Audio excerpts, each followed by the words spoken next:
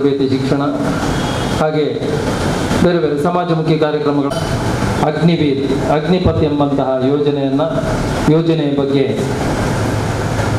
ತರುಣರಿಗೆ ಮಾಹಿತಿಯನ್ನು ಕೊಡುವಂತಹ ಕಾರ್ಯಕ್ರಮವನ್ನು ಮಾಡುವಂತಹ ಒಂದು ಯೋಜನೆಯನ್ನು ಯೋಜಿಸಿದ್ದೇವೆ. ಆ ಪ್ರಕಾರವಾಗಿ ಇವತ್ತು ಈ ಕಾರ್ಯಕ್ರಮವನ್ನು ನಾವು ಹಮ್ಮಿಕೊಂಡಿದ್ದೇವೆ. ಈ ಸ್ಥಳದಲ್ಲಿ ಈ ಸಾನ್ನಿಧ್ಯದಲ್ಲಿ ವಿರಾಜಮಾನವಾಗಿರುವಂತಹ ಶ್ರೀ ಮಹಾಗಣಪತಿ ದೇವರನ್ನು ಪ್ರಾರ್ಥಿಸುತ್ತಾ ಈ ಕಾರ್ಯಕ್ರಮವನ್ನು ಪ್ರಾರಂಭಿಸಲು ತಮ್ಮೆಲ್ಲರ ಅನುಮತಿಯನ್ನು ಕೇಳ್ತಾ ಇದ್ದೇನೆ. ಮಾಹಿತಿ ಶಿಬಿರವನ್ನು ಪ್ರಾರಂಭಿಸುವುದಕ್ಕಿಂತ ಮೊದಲು ಈ ಒಂದು ಕಾರ್ಯಕ್ರಮದ ತಿಳುವಳಿಕೆಯನ್ನು ನೀಡುವಂತಹ ಸಭಾ ಕಾರ್ಯಕ್ರಮವನ್ನು ಕೂಡ ಹಮ್ಮಿಕೊಳ್ಳಲಿಕ್ಕಿದ್ದೇವೆ. ನಮ್ಮ ಕೌಶಲ್ಯದ ಅಧ್ಯಕ್ಷರು ಇವತ್ತಿನ ಈ ಒಂದು ಸಭೆಯ ವಿಶೇಷ ಅಭ್ಯಾಗತರುಗಳಾದಂತಹ ಸಾರ್ವಜನಿಕ ಶ್ರೀ ಗಣೇಶ ಸೇವಾ ಸಮಿತಿ ರಿಜಿಸ್ಟರ್ಡ್ ಇದರ ಅಧ್ಯಕ್ಷರಾದಂತಹ ಬಿ ನಾರಾಯಣ ಕುಂಪಳ, ಹಾಗೆ ಇವತ್ತಿನ ಈ ಒಂದು ಮಾಹಿತಿ ಕಾರ್ಯಾಗಾರವನ್ನು ನಡೆಸಿಕೊಡುವಂತಹ ಶ್ರೀ ವಿಜಯನ್, ಮುಖ್ಯಸ್ಥರು ದ್ರೋಣಾಚಾರ್ಯ ತರಬೇತು ಸಂಸ್ಥೆ ಹಾಗೂ ಹೆಸರನ್ನು ಪಡೆದಿರುವಂತಹ ವಾರ್ತಾವಾಹಿನಿ ಹೊಸಕುರಲ್ ನ್ಯೂಸ್ ಚಾನೆಲ್ನ ನಿರ್ಮಾಣ ನಿರ್ದೇಶಕರಾದಂತಹ ವಿದ್ಯಾಧರ್ ಶೆಟ್ಟಿ ಹೊಸಕುರಲ್, ಹಾಗೆ ನಮ್ಮ ಕೌಶಲ್ಯದ ಸದಸ್ಯರಾದಂತಹ ನವೀನ್ ನಾಯ್ಕ್ ಇವರು ವೇದಿಕೆಗೆ ಬರಬೇಕಾಗಿ ನಾನು ಅವರನ್ನ ವಿನಂತಿಯನ್ನು ಮಾಡ್ತಾ ಇದ್ದೇನೆ. ವಕ್ರತುಂಡ ಮಹಾಕಾಯ ಕೋಟಿ ಸೂರ್ಯ ಸಮಪ್ರಭಾ ನಿರ್ವಿಘ್ನಂ ಕುರು ಮೇ ದೇವ ಸರ್ವಕಾರ್ಯೇಷು ಸರ್ವದಾ ಸರ್ವಕಾರ್ಯೇಷು ಸರ್ವದಾ ಸರ್ವಕಾರ್ಯೇಷು ಸರ್ವದಾ. ಓಂ. ಕಾರ್ಯಕ್ರಮದ ಉದ್ದೇಶವನ್ನು ಪ್ರಾಸ್ತಾವಿಕ ಮೂಲಕ ತಮಗೆ ನೀಡಲಿಕ್ಕಿದ್ದಾರೆ ನಮ್ಮ ಕೌಶಲ್ಯದ ಅಧ್ಯಕ್ಷರಾದಂಥ ಶ್ರೀ ಸತೀಶ್ ಕಾರಂತ್ರವರು. ಎಲ್ಲರಿಗೂ ನಮಸ್ಕಾರ. ಇಂದು ಅಗ್ನಿಪಥ್ ಯೋಜನೆ ಇದರ ಬಗ್ಗೆ ಒಂದು ಮಾಹಿತಿ ಕೊಡುವುದಕ್ಕೆ ಅಂತೇಳಿ ಕೌಶಲ್ಯದ ವತಿಯಿಂದ ಈ ಕಾರ್ಯಕ್ರಮವನ್ನು ನಾವು ಹಮ್ಮಿಕೊಂಡಿದ್ದೇವೆ. ಇದಕ್ಕೆ ನಾವು ನಮ್ಮ ಕಾರ್ಯಕ್ರಮವನ್ನು ಚಂದಗಾಣಿಸಿಕೊಳ್ಳುವುದಕ್ಕಾಗಿ ಬಿ ನಾರಾಯಣ ಕುಂಪಳ ಅವರನ್ನು ನಾವು ಕರೆದು ಈ ಸಭೆಯ ಒಂದು ಅಧ್ಯಕ್ಷತೆಯನ್ನು ವಹಿಸಿಕೊಳ್ಬೇಕು ಅಂತೇಳಿ ನಿನ್ನೆ ಹೇಳಿದ್ದು. ಯಾಕೆಂತ ಹೇಳಿದ್ರೆ ಇದು ತಕ್ಷಣ ಒಂದು ನಾವು ತೀರ್ಮಾನ ಇಟ್ಟುಕೊಂಡು ಆಗಿದ್ದ ಕಾರಣ ಯಾರಿಗೂ ಸರಿಯಾದ ಇನ್ಫಾರ್ಮೇಶನ್ ಕೊಡೋದಕ್ಕೆ ಸಾಧ್ಯ ಆಗಲಿಲ್ಲ. ಆದರೂ ಒಂದು ಸಮಯಾವಕಾಶ ಕಡಿಮೆ ಇದ್ದ ಕಾರಣ ಆದಷ್ಟು ಶೀಘ್ರವಾಗಿ ಮಾಡಬೇಕು ಅಂತೇಳಿ ಒಂದೇ ದಿವಸದಲ್ಲಿ ತೀರ್ಮಾನ ತಗೊಂಡು ಅವರನ್ನು ಸಂಪರ್ಕಿಸಿದಾಗ ಅವರು ಸಂತೋಷದಿಂದ ಬಂದಿದ್ದಾರೆ, ನಮ್ಮ ಜೊತೆಯಲ್ಲಿದ್ದಾರೆ. ಅವರಿಗೆ ನಿಮ್ಮೆಲ್ಲರ ಪರವಾಗಿ ಆತ್ಮೀಯವಾದಂಥ ಸ್ವಾಗತವನ್ನು ಬಯಸ್ತೇನೆ. ಮತ್ತೆ ನಿನ್ನಿನ ವಿವರಗಳನ್ನೆಲ್ಲ ಕೊಡುವುದಕ್ಕೆ ಅಗ್ನಿವೀರ್ ಅಂದ್ರೆ ಏನು, ಅಗ್ನಿಪಥ್ ಅಂದ್ರೆ ಏನು, ಯಾಕೆ ಬೇಕು ಎನ್ನುವುದನ್ನೆಲ್ಲ ಕೊಡುವುದಕ್ಕೆ ನಮ್ಮೊಂದಿಗೆ ಸಂಪನ್ಮೂಲ ವ್ಯಕ್ತಿಯಾಗಿ ವಿಜಯನ್ ನಿವೃತ್ತ ಸೇನಾನಿಗಳು ಬಂದಿದ್ದಾರೆ. ಇವರದ್ದು ಪರಿಚಯ ಸಾಮಾನ್ಯವಾಗಿ ಹೆಚ್ಚಿನವರಿಗೆ ಗೊತ್ತಿದೆ. ದ್ರೋಣಾಚಾರ್ಯ ಸಂಸ್ಥೆಯ ಮುಖ್ಯಸ್ಥರು. ದ್ರೋಣಾಚಾರ್ಯ ಮಹಾಭಾರತದ ದ್ರೋಣಾಚಾರ್ಯನ ರೀತಿಯಲ್ಲಿ ಒಂದು ನಿಸ್ವಾರ್ಥ ಭಾವನೆಯಿಂದ ದೇಶಕ್ಕಾಗಿ ಒಂದು ಮಾಡಬೇಕು ಅಂತ ಹೇಳುವಂಥ ಒಂದು ನಿಟ್ಟಿನಲ್ಲಿ ಇವರು ಪ್ರಯತ್ನವನ್ನು ನಡೆಸಿದರು. ಅದೇ ರೀತಿಯಲ್ಲಿ ಕೆಲವು ಕಡೆಯಲ್ಲಿ ಅವರು ಯಾವುದೇ ಮಾಹಿತಿಗಳನ್ನೆಲ್ಲ ಕೊಡುವಾಗ ನಿಶುಲ್ಕವಾಗಿ ನಡೆಸಿಕೊಂಡು ಬಂದರು. ಆದರೆ ಒಂದು ಸಂಸ್ಥೆಯನ್ನು ನಡೆಸುವಾಗ ಅದಕ್ಕೆ ಬೇಕಾದಂಥ ಬೇರೆ ಸಂಪನ್ಮೂಲ ವ್ಯಕ್ತಿಗಳನ್ನೆಲ್ಲ ತರಬೇಕಾದಾಗ ಅವರಿಗೆ ಖರ್ಚು ವೆಚ್ಚಗಳಾಗ್ತದೆ. ಅದಕ್ಕೋಸ್ಕರ ಅವರು ಅಂಥ ಒಂದು ವ್ಯವಸ್ಥೆಯನ್ನು ಇಟ್ಕೊಂಡು ಒಂದು ಸಂಸ್ಥೆಯನ್ನು ಕಟ್ಟಿ ಬೆಳೆಸಿದ್ದಾರೆ. ಕೆಲವು ಕಡೆಯಲ್ಲೆಲ್ಲ ಕಾರ್ಯಕ್ರಮಗಳನ್ನು ನಡೆಸಿದ್ದಾರೆ. ಈ ಸಮಾಜಮುಖಿ ಕಾರ್ಯಕ್ರಮ ಒಂದು ಲೆಕ್ಕದಲ್ಲಿ ಶ್ಲಾಘನೀಯ ಆದ ಕಾರಣ ನಿಮ್ಮೆಲ್ಲರ ಪರವಾಗಿ ಅವರನ್ನ ಈ ಕಾರ್ಯಕ್ರಮಕ್ಕೆ ನಾನು ಹೃತ್ಪೂರ್ವಕವಾಗಿ ಸ್ವಾಗತಿಸ್ತೇನೆ. ಇನ್ನು ನಮ್ಮವರೇ ಆಗಿರುವಂತಹ ನವೀನ್ ಕುಮಾರ್ ಅವರು, ನವೀನ್ ನಾಯಕರವರು, ನವೀನ್ ಕುಮಾರ್ ನಾಯಕ್ ಅಂತ ಹೇಳಿಕೊಡೋದು ನವೀನ್ ನಾಯಕರವರು ನಮ್ಮ ಲೆಕ್ಕ ಕೇಳಬೇಕಿದ್ರೆ ಅವರು ದಾನಿಗಳು. ನಾವು ಕಳೆದ ಬಾರಿ ಕಾರ್ಯಕ್ರಮ ಮಾಡಿದಾಗ ಮೊದಲಾಗಿ 50,000 ಕೊಟ್ಟವರು ಅವರು. ಆದರೆ ಹಣ ಕೊಟ್ಟದಕ್ಕೋಸ್ಕರ ಅಲ್ಲ, ನಿಜವಾಗಿ ನಮ್ಮ ಅನೇಕ ಸದಸ್ಯರಿದ್ದಾರೆ, ಇವರು ಇತ್ತೀಚೆಗೆ ಸೇರಿಕೊಂಡವರು. ಆದರೆ ಅವರ ಎಲ್ಲ ಕಾರ್ಯಗಳನ್ನು ಬದಿಗಿಟ್ಟು ಅವರು ಇಲ್ಲಿ ಬಂದಿದ್ದಾರೆ. ಹೆಚ್ಚಿನವರು ಬರ್ಬೋದಾಗಿತ್ತು, ನಮ್ಮಲ್ಲಿದ್ದವರು ಹೆಚ್ಚಿನವರು ಯಾರು ಬರದೇ ಇದ್ದಾಗ ಇಂತಹ ಕೆಲವು ವ್ಯಕ್ತಿ ವ್ಯಕ್ತಿಗಳು ನಮ್ಮ ಜೊತೆಯಲ್ಲಿ ಇರುವುದು ನಮಗೆ ಕಾರ್ಯಕ್ರಮವನ್ನು ಮಾಡುವುದಕ್ಕೆ ಒಂದು ಬೆಂಬಲವನ್ನು ಕೊಟ್ಟಂತಾಗ್ತದೆ ಮತ್ತು ಪ್ರೋತ್ಸಾಹವನ್ನು ನೀಡುವಂತಾಗ್ತದೆ.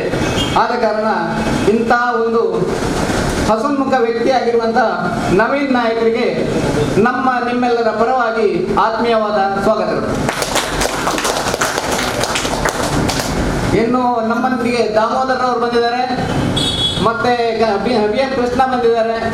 ಎಲ್ಲದಕ್ಕಿಂತ ಮೊದಲಾಗಿ ಕೌಶಲ್ಯ ಸಂಸ್ಥೆ ಹುಟ್ಟುವುದಕ್ಕೆ ಕಾರಣವಾಗಿದ್ದಂಥ ನಮ್ಮವರೇ ಆಗಿರುವಂಥ RSS ಪ್ರಮುಖರಾಗಿರುವಂಥ ಅಶೋಕ್ ಪಾಡಿ ಅವರು ಇಲ್ಲಿದ್ದಾರೆ. ಅವರಿಲ್ಲದಿದ್ದರೆ ಈ ಸಂಸ್ಥೆ ಇರ್ತಾ ಇರಲಿಲ್ಲ, ಈ ಸಂಸ್ಥೆ ಇಲ್ಲದಿದ್ದರೆ ಇವತ್ತಿನ ಕಾರ್ಯಕ್ರಮ ಇರ್ತಾ ಇರಲಿಲ್ಲ. ಎಲ್ಲದಕ್ಕೂ ಮೂಲ ಕಾರಣ. ಆದ ಕಾರಣ ಎಲ್ಲದಕ್ಕೂ ಮೂಲ ಕಾರಣ ಆಗಿರುವಂಥ ನಮ್ಮೆಲ್ಲರಿಗೂ ಆದರಣೀಯರಾಗಿರುವಂಥ ಅಶೋಕ್ ಪಾಡಿ ಅವರಿಗೆ ನಿಮ್ಮೆಲ್ಲರ ಪರವಾಗಿ ಹೃತ್ಪೂರ್ವಕ ಸ್ವಾಗತವನ್ನು ನಾನು ಬಯಸುತ್ತೇನೆ.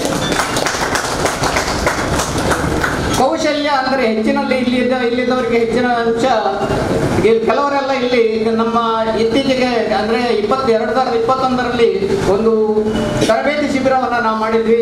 ಸೇನಾ ನೇಮಕಾತಿಗೆ ಪೂರ್ವಭಾವಿಯಾಗಿ ಶಿಬಿರ. ಅದರಲ್ಲಿ ಶುರುವಿಗೆ ಒಂದು 201 ಜನ ಬಂದು ಅದರಲ್ಲಿ ಕೊನೆಗೆ 100 ಜನವನ್ನ ನಾವು ಶಾರ್ಟ್ ಲಿಸ್ಟ್ ಮಾಡಿ ಅವರಿಗೆ 1 ತಿಂಗಳ ಟ್ರೈನಿಂಗ್ ಕೊಡುವುದು ಅಂತೇಳಿ ಮಾಡಿದ್ವಿ. ಯಾವುದೇ ಕೊರೋನಾದ ದೆಸೆಯಿಂದ ನಾವು ಹೆಚ್ಚಿನ ಜನಗಳು ಬರ್ಲಿಕ್ಕಿಲ್ಲ ಅಂತ ಆಲೋಚನೆ ಮಾಡಿದ್ರೆ ಹೆಚ್ಚಿನ ಜನ ಬಂದರು. ಅದಕ್ಕೆ ಯಾವಾಗ ತರಬೇತಿ ಶಿಬಿರ ಆರಂಭ ಆಗುತ್ತದೆ ಆಗ ಕಾಲೇಜುಗಳು ಆರಂಭವಾದ ಕಾರಣ ಹೆಚ್ಚಿನವರು ಬರೋದಕ್ಕೆ ಸಾಧ್ಯ ಆಗಲಿಲ್ಲ. ಕೊನೆಗೆ 56 ಜನಕ್ಕೆ ಮಾತ್ರ, 58 ಜನರಲ್ಲಿ ಇಬ್ಬರು ನಡುವಲ್ಲಿ ಅರ್ಧದಲ್ಲಿ ಹೋದರು. 56 ಜನಕ್ಕೆ ನಾವು ಒಂದು ಕಾರ್ಯಕ್ರಮವನ್ನು ಮಾಡೋದಕ್ಕೆ ಸಾಧ್ಯವಾಯಿತು. ಹಾಗೆ ಅವರಿಗೆ ಬೇಕಾದಂಥ ದೈಹಿಕ ತರಬೇತಿಯನ್ನು ನೀಡಿದವರು ದ್ರೋಣಾಚಾರ್ಯ ಸಂಸ್ಥೆಯವರು. ಅದರಲ್ಲಿ 16 ಜನ ನಮ್ಮ ಅರ್ಹತಾ ಸುತ್ತಿನಲ್ಲಿ ಅವರು ತೇರ್ಗಡೆ ಹೊಂದಿದ್ದಾರೆ. ಅಂದರೆ 30 ಜನ ಮಾತ್ರ ಅದರಲ್ಲಿ ನೋಂದಾಯಿಸಿದವರು. ಆ 30 ಜನ ನೋಂದಾಯಿಸಿದವರಿಗೆ ಉಡುಪಿಯ ರ್ಯಾಲಿಯಲ್ಲಿ 16 ಜನ ಸಿಲೆಕ್ಷನ್ ಆಗಿದ್ದಾರೆ. ಅದರ ನಂತರ ಸರ್ಕಾರದ ಯಾವುದೇ ಕಾರ್ಯಕ್ರಮದಿಂದ ನಮಗೆ ಈ ಬಗ್ಗೆ ಪೂರ್ತಿ ಮಾಹಿತಿ ಬರಲಿಲ್ಲ.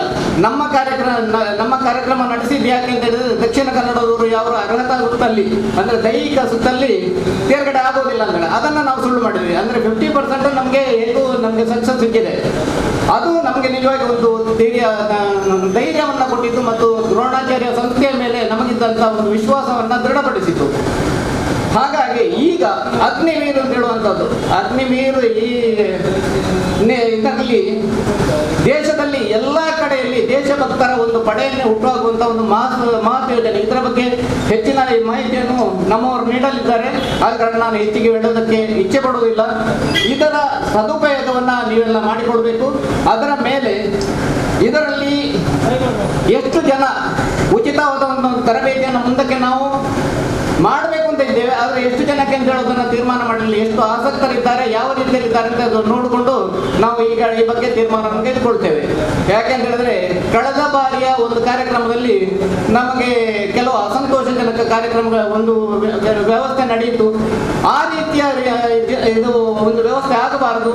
ಎಲ್ಲರೂ ಸರಿಯಾದಂಥ ಒಂದು ಕ್ಯಾಂಡಿಡೇಟ್ಗಳು ಸಿಕ್ಕಿದ್ರೆ ಅವರಿಗೆ ಮಾತ್ರ ಒಂದು ಟ್ರೈನಿಂಗ್ ಕೊಡುವಂಥ ಒಂದು ವ್ಯವಸ್ಥೆ ಮಾಡಬೇಕು ಅಂತ ಹೇಳುವಂಥ ಆಲೋಚನೆಯಲ್ಲಿದ್ದೇವೆ. ಆದ ಕಾರಣ ಬಂದವರೆಲ್ಲ ಹೋಗುವುದಕ್ಕೆ ಮೊದಲು ನಿಮಗೆ ತರಬೇತಿ ಬೇಕಿದ್ರೆ ನೀವು ಆ ತರಬೇತಿ ಯಾರಿಗೆ ನೀವು ಅಗ್ನಿವೀರರಿಗೆ ಅಪ್ಲಿಕೇಶನ್ ಮಾಡಿ ನೆಕ್ಸ್ಟ್ ಹೋಗೋದಕ್ಕೆ ಮೊದಲು ನಾವು ತರಬೇತಿ ಕೊಡುವುದು. ಅಪ್ಲಿಕೇಶನ್ ಮಾಡಿದವರಿಗೆ ಮಾತ್ರ ನಾವು ತರಬೇತಿಯನ್ನು ನೀಡುತ್ತೇವೆ. ಇಂದು ನೀವು ರಿಜಿಸ್ಟರ್ಲ್ಲಿ ಬರ್ತಿರ್ಬೋದು, ನಾನು ತರಬೇತಿಯನ್ನು ನೀವು ನಡೆಸುವುದಿದ್ರೆ ನಾನು ಅದರಲ್ಲಿ ಉತ್ಸುಕ ಅಂತ ಹೇಳೋದನ್ನು ನೀವು ಎಂಟ್ರಿ ಮಾಡಿ ಎಲ್ಲಿ ಹೋಗಬೇಕಾಗ್ತದೆ. ಆದ ಕಾರಣ ಇವತ್ತು ಇಲ್ಲಿರುವಂಥ ಎಲ್ಲ ಕಾರ್ಯಕ್ರಮಗಳನ್ನು ಯಾವುದೇ ರೀತಿಯ ಮಾಹಿತಿಗಳನ್ನು ಸರಿಯಾದ ರೀತಿಯಲ್ಲಿ ತೆಗೆದುಕೊಂಡು ಹೇಗೆ ಮುಂದುವರಿಬೇಕು ಅದನ್ನು ನೀವೇ ತೀರ್ಮಾನ ಮಾಡಬೇಕು. ನಿಮ್ಮೆಲ್ಲರಿಗೂ ಇಲ್ಲಿ ನಮ್ಮ ಒಂದು ಈ ಕಾರ್ಯಕ್ರಮಕ್ಕೆ ಬಂದು ಇದರಲ್ಲಿ ಭಾಗವಹಿಸುವುದಕ್ಕೆ ಬಂದಂಥ ನಿಮ್ಮ ಉತ್ಸುಕತೆಯನ್ನು ನೋಡಿ ನಮಗೆಲ್ಲ ಬಹಳ ಸಂತೋಷವಾಗಿದೆ.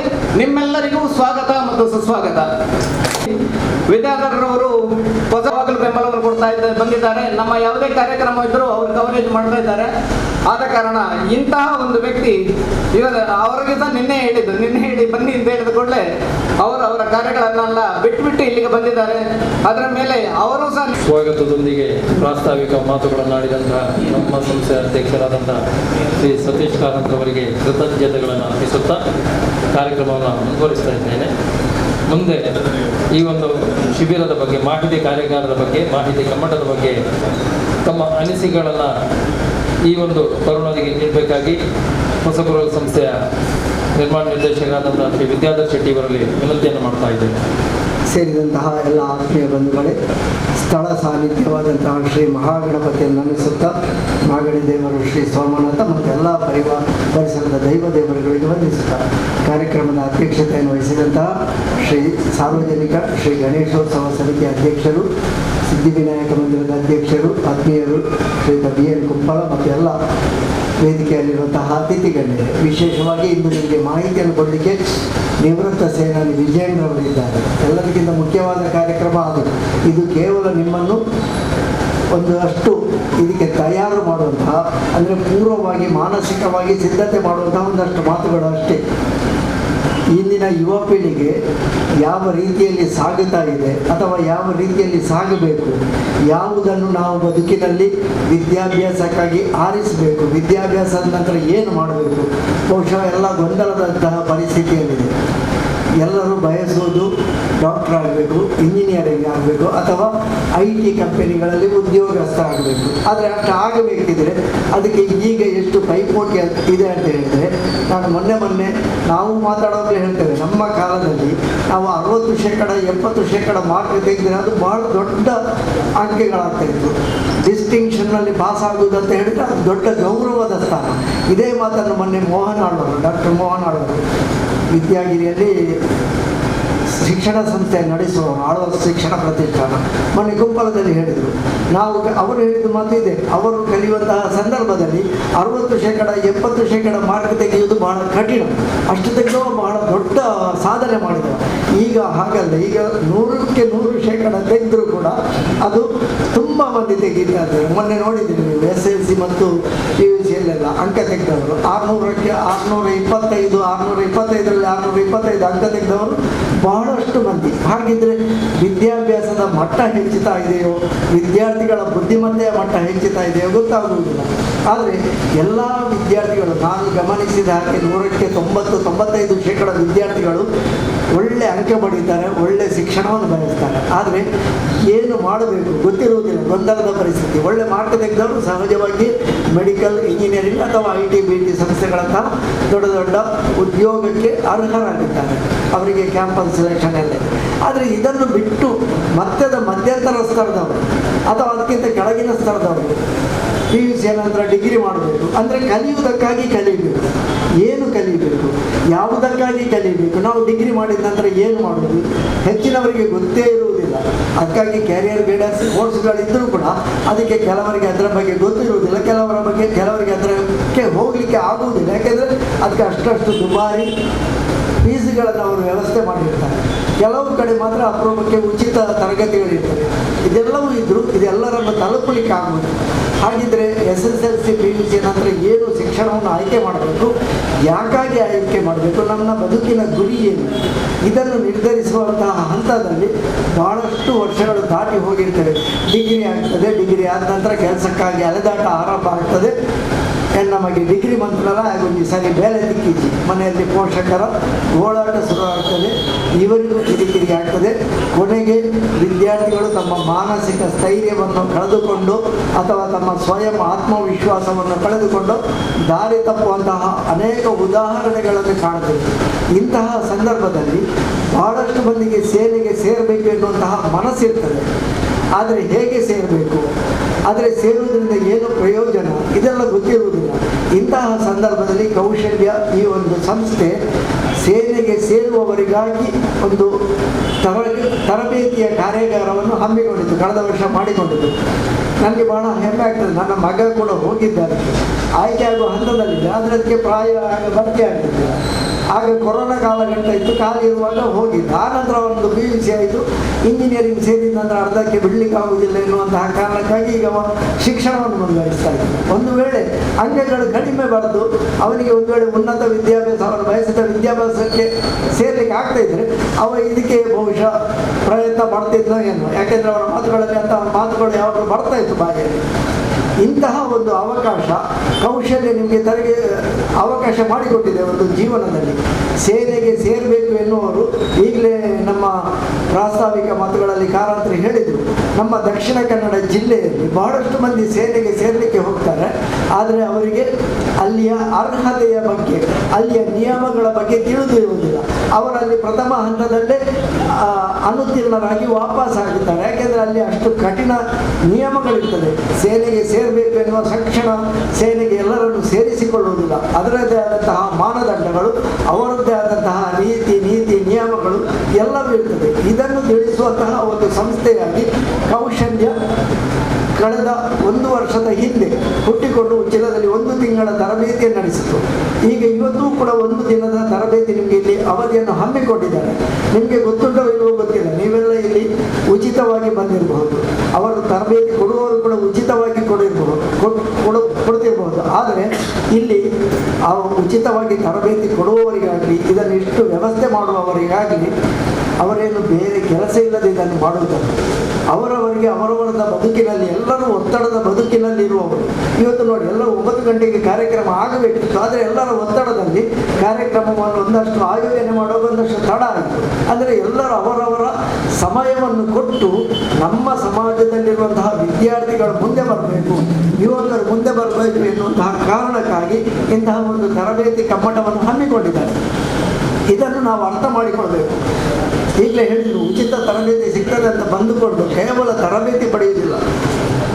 ಸೇನೆಗೆ ಸೇರಲಿಕ್ಕೆ ಯಾರಿಗೆ ಮನಸ್ಸುಂಟು, ನಾನು ಸೇನೆಗೆ ಸೇರ್ತೇನೆ, ಅಲ್ಲಿಯ ನಿಯಮಗಳನ್ನು ಅನ್ವಯಿಸಿಕೊಂಡು ಅದರ ಸಾಧನೆಯನ್ನು ಮಾಡ್ತೇನೆ ಎನ್ನುವಂತಹವರು ಮಾತ್ರ ಸೇರಿದರೆ ತರಬೇತಿ ಕಾರ್ಯಾಗಾರ ಮಾಡಿದ್ದಕ್ಕೂ ಒಂದು ಸಾರ್ಥಕ ಆಗ್ತದೆ. ಯಾಕೆಂದರೆ ಖರ್ಚು ಇದೆ, ಬಹಳಷ್ಟು ಖರ್ಚನ್ನು ಮಾಡಿಕೊಂಡು ಆ ಖರ್ಚು ವೆಚ್ಚವನ್ನು ಸಮಾಜದಲ್ಲಿರುವಂತಹ ಗಣ್ಯರು ದಾನಿಗಳಿಂದ ಸ್ವೀಕರಿಸಿಕೊಂಡು ನಿಮಗೆ ತರಬೇತಿಯನ್ನು ಕೊಡ್ತಾ ಇದ್ದಾರೆ. ಹಾಗಿದ್ರೆ ಆ ಮಾಡಿದಂತಹ ಖರ್ಚು ವ್ಯರ್ಥ ಆಗಬಾರ್ದು, ನಿಮಗೆ ಕೊಟ್ಟಂತಹ ತರಬೇತಿ ವ್ಯರ್ಥ ಆಗಬಾರ್ದು ಎನ್ನುವಂತಹ ಕಾರಣಕ್ಕಾಗಿ ನೀವು ಬರುವವರು ನಾನು ಸೇನೆಗೆ ಸೇರ್ತೇನೆ ಎನ್ನುವಂತಹ ದೃಢ ಮನಸ್ಸಿನಿಂದ, ಕೇವಲ ಸೇರ್ತೇನೆ ಎನ್ನುವಂತಹ ದೃಢ ಮನಸ್ಸು ಇದ್ದರೆ ಸಾಕಾಗುವುದಿಲ್ಲ. ಆ ಸೇರುವಂತಹ ಅರ್ಹತೆಗಳನ್ನು ನೀವು ಸಂಪಾದಿಸಬೇಕು. ಆ ಅರ್ಹತೆಗಳೇನು, ಮಾನದಂಡಗಳೇನು, ಅದನ್ನು ಅವರು ವಿಜೇಂದ್ರವರು ಹೇಳಲಿಕ್ಕಿದ್ದಾರೆ ಮುಂದಿನ ತರಬೇತಿಯಲ್ಲಿ. ಆದರೆ ಈಗ ಈ ತರಬೇತಿ ಪ್ರಸ್ತುತ ಯಾಕೆ ಅನ್ನಿಸ್ತದೆ ಅಂತ ಹೇಳಿದರೆ, ಈಗಿನ ಕೇಂದ್ರ ಸರ್ಕಾರ ಯುವಕರಿಗಾಗಿ ಒಂದು ಒಳ್ಳೆಯ ಅವಕಾಶವನ್ನು ತಂದಿದೆ. ಅಗ್ನಿಪಥ ಅಥವಾ ಅಗ್ನಿ ವೀರರಾಗುವಂತಹ ಅವಕಾಶ 17ರಿಂದ 21 ವಯಸ್ಸಿನವರೆಗೆ ಬಹುಶಃ ನಾನು ಹೇಳಿದ ಹಾಗೆ ಅವಕಾಶ ಇದೆ. ಹಾಗಿದ್ರೆ ಈ ಅವಕಾಶ ಕೆಲವು ಕಡೆಯಲ್ಲಿ ಇದಕ್ಕೆ ಪ್ರತಿಭಟನೆಗೆ ಆಳವಾಗಬಹುದು, ಯುವಕರನ್ನು ದಾರಿ ತಪ್ಪಿಸುವ. ಆದರೆ ನಾವು ಸರಿಯಾಗಿ ಆಲೋಚನೆ ಮಾಡಬೇಕು. ಆಗ ಹೇಳಿದೆ, ಉನ್ನತ ವಿದ್ಯಾಭ್ಯಾಸಕ್ಕೆ ಹೋಗುವವರು ಅದಕ್ಕಾಗಿ ಸಾಧನೆ ಮಾಡಿಕೊಡ್ತಾರೆ. ಅವರಿಗೆ ಡಾಕ್ಟರ್ ಆಗಬೇಕು, ಇಂಜಿನಿಯರ್ ಆಗಬೇಕು, ಅವರು ಅದಕ್ಕಾಗಿ ಪುಸ್ತಕದ ಆ ಒಂದು ಇದರಲ್ಲೇ ಗುರಿಯನ್ನಿಟ್ಟುಕೊಂಡು ಕಲಿತಾರೆ, ಅಲ್ಲಿ ಸಾಧಿಸ್ತಾರೆ. ಆದರೆ ಆ ಸಾಧನೆಗೆ ಬಾರದವರು ಮಧ್ಯಂತರದ ವಿದ್ಯಾರ್ಥಿಗಳು, ನಾನು ಕೇವಲ ಡಿಗ್ರಿ ಮಾಡುವುದರಿಂದ ಏನು ಕೆಲಸ ಮಾಡಬಹುದು ಎನ್ನುವ ಅವಕಾಶಕ್ಕಾಗಿ ಇದೊಂದು ಒಳ್ಳೆಯ ಯೋಜನೆ. PUCಯ ನಂತರ ನಾವು ಕಲಿತು ಕೆಲಸಕ್ಕಾಗಿ ಅಲೆದಾಡುವ ಬದಲು 4 ವರ್ಷ ಭಾರತ ಸರ್ಕಾರದ ಆ ಒಂದು ಭಾರತ ದೇಶದ ಸೇವೆಯನ್ನು ಮಾಡುವಂತಹ ಅಗ್ನಿವೀರರಾಗುವಂತಹ ಅವಕಾಶವನ್ನು ಪಡೆದುಕೊಂಡ್ರೆ, ಇಲ್ಲಿ ಕೂಡ ನೀವು ಅಗ್ನಿವೀರರಾಗಬೇಕು, ನಾನು ಅಗ್ನಿಪಥಕ್ಕೆ ಸೇರ್ತೇನೆ, ಸೇನೆಗೆ ಸೇರ್ತೇನೆ ಅಂತ ಹೇಳಿದರೆ ಅಷ್ಟು ಸುಲಭವಾಗಿ ಆಗುವುದಿಲ್ಲ. ಮಾನದಂಡಗಳೆಲ್ಲವೂ ಅದೇ ರೀತಿಯಾಗಿ ಅನ್ವಯಿಸಲ್ಪಡ್ತವೆ. ಆದರೆ ಒಂದು ಸುಲಭದ ಅವಕಾಶ ಸಿಗ್ತದೆ ನಿಮಗೆ. ಅದರ ಆ ಒಂದು ಸುಲಭದ ಅವಕಾಶದಲ್ಲಿ ಅಗ್ನಿವೀರರಾಗಿ ನೀವು ಸೇರಿಕೊಂಡ್ರೆ 4 ವರ್ಷ ಒಳ್ಳೆಯ ಆ ಒಂದು ಸಂಬಳ, ದೇಶ ಸೇವೆ ಮಾಡಿದಂತಹ ಪುಣ್ಯ ಎಲ್ಲವೂ ಸಿಗ್ತದೆ. ಇದರ ಜೊತೆಯಲ್ಲಿ ನಿಮಗೆ ಗೊತ್ತಿದೆಯೋ ಇಲ್ಲವೋ ಗೊತ್ತಿಲ್ಲ, ಅಗ್ನಿವೀರರಾಗಿ ಬಂದ ನಂತರ ಸೇನೆಯಲ್ಲಿ ಕೆಲಸ ಮಾಡಿದಂತಹ ಆ ಒಂದು ಆದ್ಯತೆಯ ಮೇರೆಗೆ ನಿಮಗೆ ಸಮಾಜದಲ್ಲಿ, ಸರ್ಕಾರದಲ್ಲಿ ಬೇರೆ ಬೇರೆ ಅವಕಾಶಗಳು ಆದ್ಯತೆಯ ಮೇರೆಗೆ ಕೆಲಸ ಸಿಗ್ತದೆ. ಇದನ್ನೊಂದು ತಿಳಿದುಕೊಂಡ್ರೆ ನಾವು ಡಿಗ್ರಿ ಮಾಡಿ ಮತ್ತೆ ಕೆಲಸಕ್ಕಾಗಿ ಅಲೆದಾಡುವುದಕ್ಕಿಂತ ಈಗಲೇ ಅಗ್ನಿವೀರರಾಗಿ ಹೋಗಿ ಮತ್ತೆ ಬಂದು ಒಳ್ಳೆಯ ಕೆಲಸವನ್ನು ಅವರವರ ಅರ್ಹತೆಗೆ, ಅಲ್ಲಿ ಆದ್ಯತೆಯ ಮೇರೆಗೆ ಅಂತ ಹೇಳಿದುಕೊಂಡೇ ಅವರವರ ವಿದ್ಯಾಭ್ಯಾಸಕ್ಕೆ ಅವರವರ ಅರ್ಹತೆಯ ಮೇರೆಗೆ ಕೆಲಸ ಸಿಗ್ತದೆ. ಅದನ್ನು ಸಾಧಿಸಿಕೊಳ್ಳಲಿಕ್ಕೆ ನಿಮಗೆ ಬದುಕಿನಲ್ಲಿ ಅವಕಾಶ ಇದೆ. ಈ ಅವಕಾಶಗಳು ಯಾವುದು ಏನು ಅಂತ ನೀವು ತಿಳಿದುಕೊಂಡು ಅದನ್ನೆಲ್ಲವನ್ನು ಉಪಯೋಗಪಡಿಸಿಕೊಂಡ್ರೆ ನಾವು ಏನಾಗಬೇಕು, ನಮ್ಮ ಮುಂದಿನ ಗುರಿ ಏನು, ನಾವು ಆ ಗುರಿಯನ್ನು ಹೇಗೆ ಸಾಧಿಸಿಕೊಳ್ಬಹುದು, ಬಹಳಷ್ಟು ವಿಷಯಗಳಿವೆ. ಕೇವಲ ನಾನು ಅದಾಗುತ್ತೇನೆ ಇದಾಗುತ್ತೇನೆ ಅಂತ ಮಾಡಿಕೊಂಡ್ರೆ ಅದು ತನ್ನಿಂದ ತಾನೇ ನಮ್ಮ ಕೈಗೆ ಬರುವುದಿಲ್ಲ, ತನ್ನಿಂದ ತಾನೇ ನಮ್ಮನ್ನು ಅರಸಿಕೊಂಡು ಬರುವುದಿಲ್ಲ. ಬದುಕಿನಲ್ಲಿ ಅವಕಾಶಗಳು, ಅದೃಷ್ಟಗಳು ಅದೆಷ್ಟೋ ಬಾರಿ ಬಂದು ನಮ್ಮ ಬದುಕಿನ ಬಾಗಿಲನ್ನು ತಡೆಯುತ್ತವೆ. ತಟ್ಟುವಾಗ ನಾವು ಅದಕ್ಕೆ ಸಿದ್ಧರಾಗಿ ಆ ಅದೃಷ್ಟದ ಬಾಗಿಲನ್ನು ತೆರೆಯಬೇಕು. ತೆಗೆದಾಗ ನಮಗೆ ಅದೃಷ್ಟ ಒಲಿದು ಬಂದು ನಮ್ಮ ಬದುಕು ಉಜ್ವಲವಾಗುತ್ತದೆ. ಅದನ್ನು ನೀವು ತಿಳಿದುಕೊಂಡು ಇಂತಹ ಒಂದು ಒಳ್ಳೆಯ ಅವಕಾಶ ಅಗ್ನಿವೀರರಾಗಲಿಕ್ಕೆ ಬಂದಿದೆ, ಅದರ ಅರ್ಹತೆ ಮಾನದಂಡವನ್ನು ನೀವು ಸಂಪಾದಿಸಿಕೊಳ್ಳಿ. ಮೊದಲಾಗಿ ಮನಸ್ಸಿನ ದೃಢವಾದ ಗುರಿಯನ್ನು ಹೊಂದಿಕೊಳ್ಳಿ, ಈ ತರಬೇತಿಯನ್ನು ಪಡೆದುಕೊಳ್ಳಿ. ತರಬೇತಿಯ ಮೂಲಕವಾಗಿ ಅಂತಹ ಬದುಕಿನ ಒಳ್ಳೆಯ ಅವಕಾಶಗಳನ್ನು ಪಡೆದುಕೊಳ್ಳಿ ಅಂತ ಹೇಳಿಕೊಳ್ಳುತ್ತಾ ಇಷ್ಟು ಹೊತ್ತು ಮಾತನಾಡಲು ಅವಕಾಶ ಕೊಟ್ಟಂತಹ ಕೌಶಲ್ಯ ತರಬೇತಿ ಸಂಸ್ಥೆ ಎಲ್ಲ ಪ್ರಮುಖರಿಗೆ ವಂದನೆಗಳನ್ನು ಸಲ್ಲಿಸ್ತಾ ಎಲ್ಲರಿಗೂ ಶುಭವಾಗಲಿ. ನಮಸ್ಕಾರ. ಉತ್ತಮವಾದ, ನಿಮಗೆಲ್ಲರಿಗೂ ಕೂಡ ಉಪಯೋಗವಾಗುವಂತಹ ಮಾತುಗಳನ್ನು ಆಡಿದ್ದಾರೆ. ಅವರಿಗೆ ನನ್ನ ಪರವಾಗಿ ಹಾಗೆ ನಮ್ಮ ಸಂಸ್ಥೆ ನಿಮ್ಮೆಲ್ಲರ ಪರವಾಗಿ ಅವರಿಗೆ ಕೃತಜ್ಞತೆಗಳನ್ನು ಅರ್ಪಿಸುತ್ತಾ ಮುಂದೆ ನಮ್ಮ ಆಗಲೇ ಸ್ವಾಗತ ಭಾಷಣದಲ್ಲಿ ನವೀನ್ ನಾಯ್ಕರ ಬಗ್ಗೆ ಕಾರಂತರು ಹೇಳಿದರು. ಶ್ರೀ ನವೀನ್ ನಾಯ್ಕರವರು ವರುಣರನ್ನು ಉದ್ದೇಶಿ ಒಂದು ಎರಡು ಮಾತುಗಳನ್ನು ಆಡಬೇಕಾಗಿ ವಿನಂತಿಯನ್ನು ಮಾಡ್ತಾ ಇದ್ದೇನೆ. ಮುಖ್ಯವಾಗಿ ಇವತ್ತು ಬಹಳ ನನಗೆ ತುಂಬ ಸಂತೋಷ ಆಗ್ತದೆ. ನೀವು ಇಷ್ಟು ಜನ ಇಷ್ಟು ಒಂದು ಕಡಿಮೆ ಅವಧಿಯಲ್ಲಿ ಒಂದು ಶಾರ್ಟ್ ನೋಟಿಸಲ್ಲಿ ಬಂದಿದ್ದೀರಿ. ನೀವೆಲ್ಲ 100ಕ್ಕೆ 100 ಪಾಲು ನೀವೆಲ್ಲ ಸೈನ್ಯಕ್ಕೆ ಸೇರಲೇಬೇಕು, ಸೆಲೆಕ್ಟ್ ಆಗಬೇಕಂತ ಹೇಳಿ ನಾನು ಆಶಿಸ್ತೇನೆ. ನಾನು ನಿಮಗೆ ಹೇಳಲಿಕ್ಕೆ ಏನು ಬಯಸ್ತೇನೆ ಅಂತ ಹೇಳಿದ್ರೆ, ನಾನೊಂದು IT ಕಂಪನಿಯಲ್ಲಿ ಕೆಲಸ ಮಾಡ್ತಿದ್ದೆ. 19 ವರ್ಷ ನಾನು ಕೆಲಸ ಮಾಡಿ ನನ್ನ PF ಬ್ಯಾಲೆನ್ಸ್ ಇತ್ತು ಕೇವಲ 9.5 ಲಕ್ಷ. 19 ವರ್ಷ ಕೆಲಸ ಮಾಡಿ ಈಗ ಅದೇ ನಮ್ಮ ಈ ಭಾರತ ಸರ್ಕಾರದ ಈ ಒಂದು ಅಗ್ನಿವೀರ ಯೋಜನೆಯಲ್ಲಿ ನೀವು ಕೇವಲ ಒಂದು 3 ಮತ್ತು 4 ವರ್ಷದ ಅವಧಿಯೊಳಗೆ ನಿಮ್ಮ ಅಲ್ಲಿ ಒಂದು ಸದನ 12 ಲಕ್ಷ ರೂಪಾಯಿಯಷ್ಟು ನಿಮಗೆ ಅವರು ಕೊಡ್ತಾರೆ. ಸೊ ಇದರ ಈ ಒಂದು ಆರ್ಮಿಯ ಒಂದು ಏನಿದೆ ಮತ್ತೆ ತುಂಬ ಗೌರವಯುತ ಇದು ಉದ್ಯೋಗ. ಮುಂಚೆ ಆರ್ಮಿ ಅಂತ ಹೇಳಿದ್ರೆ ಅವರನ್ನು ಒಂದು ಸೆಕ್ಯೂರಿಟಿ ಗಾರ್ಡ್ ಹಾಗೆ ಹೀಗೆ ಅಂತ ಆ ಟೈಪ್ ಕೆಲಸ ಇತ್ತು. ಆದರೆ ನೀವೆಲ್ಲ ಇದನ್ನು ಟ್ರೈನಿಂಗ್ ಆಗಿ ನೀವು ಹೊರಗೆ ಬಂದ ನಂತರ ನಿಮಗೆ ಇನ್ನೂ ಒಳ್ಳೆ ಉದ್ಯೋಗಗಳು ಸಿಗುವ ಇದೊಂದು ಚಾನ್ಸಸ್ ಉಂಟು. ಅದಕ್ಕೆ ಇನ್ನೊಂದು ನಾನೊಂದು ಈ ಟೈಮಲ್ಲಿ ಹೇಳಲಿಕ್ಕೆ ಬಯಸ್ತೇನೆ ಅಂತ ಹೇಳಿದ್ರೆ, ನಮ್ಮದು ಒಂದು ಅಭಿಮೋ ಟೆಕ್ನಾಲಜೀಸ್ ಅಂತ ನಮ್ಮದೊಂದು ಸಾಫ್ಟ್ವೇರ್ ಕಂಪನಿ ಇದೆ. ನಾನು ಸಹ ನನ್ನ ಕಂಪನಿಯಲ್ಲಿ ನಮ್ಮ ಅಗ್ನಿವೀರರು ಯಾರು ಟ್ರೈನಿಂಗ್ ಆಗಿ ಬರ್ತೀರಿ, ನೀವು 4 ವರ್ಷ ಆದ ನಂತರ ಬರ್ತೀರಿ, ನಿಮಗೆ ಸಹ ನಿಮ್ಮಲ್ಲಿ ಯಾರಿಗೆ ಸೆಲೆಕ್ಟ್ ಅಂದ್ರೆ ನಿಮಗೆ ಉದ್ಯೋಗ ಕೊಡುವ ಒಂದು ಭರವಸೆ ಕೊಡ್ತೇನೆ ಅಂತ ಈ ಕ್ಷಣದಲ್ಲಿ ಹೇಳಲಿಕ್ಕೆ ಬಯಸ್ತೇನೆ. ಸೊ ಎಲ್ಲರಿಗೂ ಆಲ್ ದಿ ಬೆಸ್ಟ್. ತುಂಬ ಚೆನ್ನಾಗಿ ಮಾಡಿ, ತುಂಬ ಎಫರ್ಟ್ ಹಾಕಿ. ಒಂದು ನೆನಪಿಡಿ, ಜೀವನದಲ್ಲಿ ಒಂದು ನೆನಪಿಡಿ, ಯಾವುದೇ ಕೆಲಸ ಸಣ್ಣದಲ್ಲ. ಪ್ರತಿಯೊಂದು ಕೆಲಸಕ್ಕೆ ಅದರದ್ದೇ ಆದ ಒಂದು ವ್ಯಾಲ್ಯೂ ಇದೆ, ಆಯ್ತಾ? ಸೊ ಯಾವುದೇ ಕೆಲಸವನ್ನು ನಿಷ್ಠೆಯಿಂದ ಮಾಡಿ. ದೇಶ ಸೇವೆಗೆ ಹೊರಟಿದ್ದೀರಿ ನೀವೆಲ್ಲ. ಪ್ರಾಮಾಣಿಕತೆ ತುಂಬ ಇಂಪಾರ್ಟೆಂಟ್. ಧೈರ್ಯ ಅದಕ್ಕಿಂತ ಜಾಸ್ತಿ ಇಂಪಾರ್ಟೆಂಟ್. ಧೈರ್ಯವಾಗಿರಿ, ಯಾವುದೇ ಕಾರಣಕ್ಕೂ ಹೆದರೋದು ಬೇಡ, ಆಯ್ತಾ? ಒಮ್ಮೊಮ್ಮೆ ಏನಾದರೂ ಒಂದು ಇನ್ಸಿಡೆಂಟ್ ಆಗುತ್ತೆ, ಏನೋ ಒಂದು ನೀವು ಮುಂದೆ ಆರ್ಮಿಲಿ ಸೇರಿದಾಗ ಒಂದು ರಜೆ ಕೇಳ್ತೀರಿ, ಇಲ್ಲ ಏನಾದರೂ ಒಂದು ಸಮಸ್ಯೆ ಆಗುತ್ತೆ. ಅದು ಸಣ್ಣ ಸಮಸ್ಯೆಯನ್ನು ಇಟ್ಕೊಂಡು ನಿಮ್ಮ ಕೆರಿಯರ್ ಅನ್ನು ಹಾಳು ಮಾಡ್ಕೊಳ್ಬೇಡಿ, ಆಯ್ತಾ? ಅಂದ್ರೆ ಕೋಪ ಪಡೋದು, ನಿಮ್ಮ ಆಫೀಸರ್ಸ್ಗಳ ಮೇಲೆ ಕೋಪ ಪಡೋದು, ನಿಮ್ಮ ಟ್ರೈನರ್ಸ್ ಮೇಲೆ ಕೋಪ ಪಡೋದು, ಹಾಗೆಲ್ಲ ಮಾಡಬೇಡಿ. ಕೋಪವನ್ನು ಆದಷ್ಟು ನಿಯಂತ್ರಣದಲ್ಲಿ ಇಟ್ಟುಕೊಂಡು, ಯಾಕಂದ್ರೆ ನೀವೆಲ್ಲ ನಮ್ಮ ದೇಶದ ಆಸ್ತಿ. ನಿಮಗೆಲ್ಲರಿಗೂ ಒಳ್ಳೆಯದಾಗಲಿ ಅಂತ ಹೇಳ್ತೇನೆ. ಧನ್ಯವಾದ. ಜೈ ಹಿಂದ್. ರೋಚಿತವಾಗಿ ಉಪಯುಕ್ತವಾದಂತಹ ಮಾತುಗಳನ್ನು ಆಡಿದಂತಹ ನವೀನ್ ನಾಯ್ಕರವರಿಗೆ ಕೃತಜ್ಞತೆಗಳನ್ನು ಅರ್ಪಿಸುತ್ತಾ ಮುಂದೆ ಈ ಒಂದು ಸಭಾ ಕಾರ್ಯಕ್ರಮದ ಅಂತಿಮ ಕ್ಷಣದಲ್ಲಿದ್ದೇವೆ. ಈ ಸಮಾರಂಭದ ಅಧ್ಯಕ್ಷತೆಯನ್ನು ವಹಿಸಿರುವಂತಹ ಶ್ರೀ ಬಿ ನಾರಾಯಣ ಕುಂಬಲ್ರವರು ತಮ್ಮ ಅಧ್ಯಕ್ಷತೆಯ ಮಾತುಗಳನ್ನು ಆಡಬೇಕಾಗಿ ವಿನಂತಿಯನ್ನು ಮಾಡ್ತಾ ಇದ್ದೇನೆ. ಒಂದು ಖುಷಿ ಏನಂತ ಹೇಳಿದ್ರೆ, ಕೌಶಲ್ಯ ಕಳೆದ 2021ರಲ್ಲಿ ಪ್ರಾರಂಭಗೊಂಡಂಥ ಸಂಸ್ಥೆ ಒಂದಷ್ಟು ಯುವಕರಿಗೆ ತರಬೇತಿ ಕೊಡುವಂಥ ಪ್ರಯತ್ನವನ್ನು ಮಾಡಿತ್ತು. ಅದರಲ್ಲಿ ಈಗಾಗಲೇ ಪ್ರಾಸ್ತಾವಿಕದಲ್ಲಿ ಹೇಳಿದಾಗೆ 50%ಗಿಂತ ಹೆಚ್ಚು ಮಂದಿ ಆಯ್ಕೆಗೊಂಡಿದ್ದರು. 80ರ ದಶಕದಲ್ಲಿ ನಮ್ಮ ಊರಿನಲ್ಲಿ ಒಂದಷ್ಟು ಯುವಕರನ್ನು ನಾವು ಈ ರೀತಿ ಒಂದು ಪ್ರೇರೇಪಣೆ ನೀಡಿ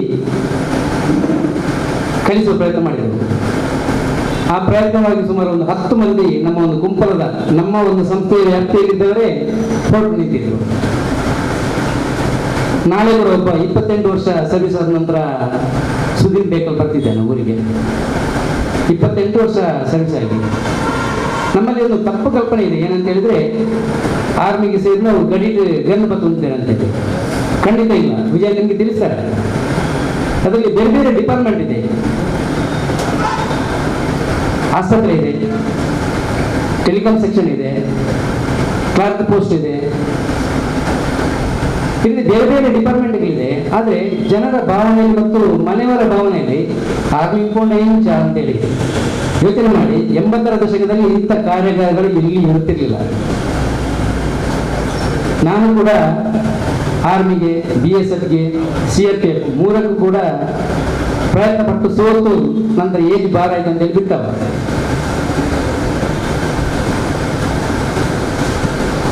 ಪ್ರಯತ್ನ ನಮ್ದು ನಿರಂತರ ಇರಬೇಕು. ಆರ್ಮಿಲಿ ಕೂಡ ಒಂದು ವರ್ಷಕ್ಕೆ ಈ ಹಿಂದೆ 3 ಬಾರಿ ಆಯ್ಕೆ ಮಾಡ್ತಿದ್ರು. ಅಲ್ಲಿ ನಮ್ಮ ಮಾನಸಿಕ ದೃಢತೆ, ದೈಹಿಕ ಕ್ಷಮತೆಯನ್ನು ಪ್ರಥಮವಾಗಿ ಪರೀಕ್ಷೆ ಮಾಡ್ತಾರೆ. ಅದು ಸರಿಯಾದರೆ ಹೈಟ್, ವೆಯ್ಟ್ ಇದು ಕೂಡ ಬರ್ತಿರ್ಬೇಕು ಸಾಮಾನ್ಯವಾಗಿ.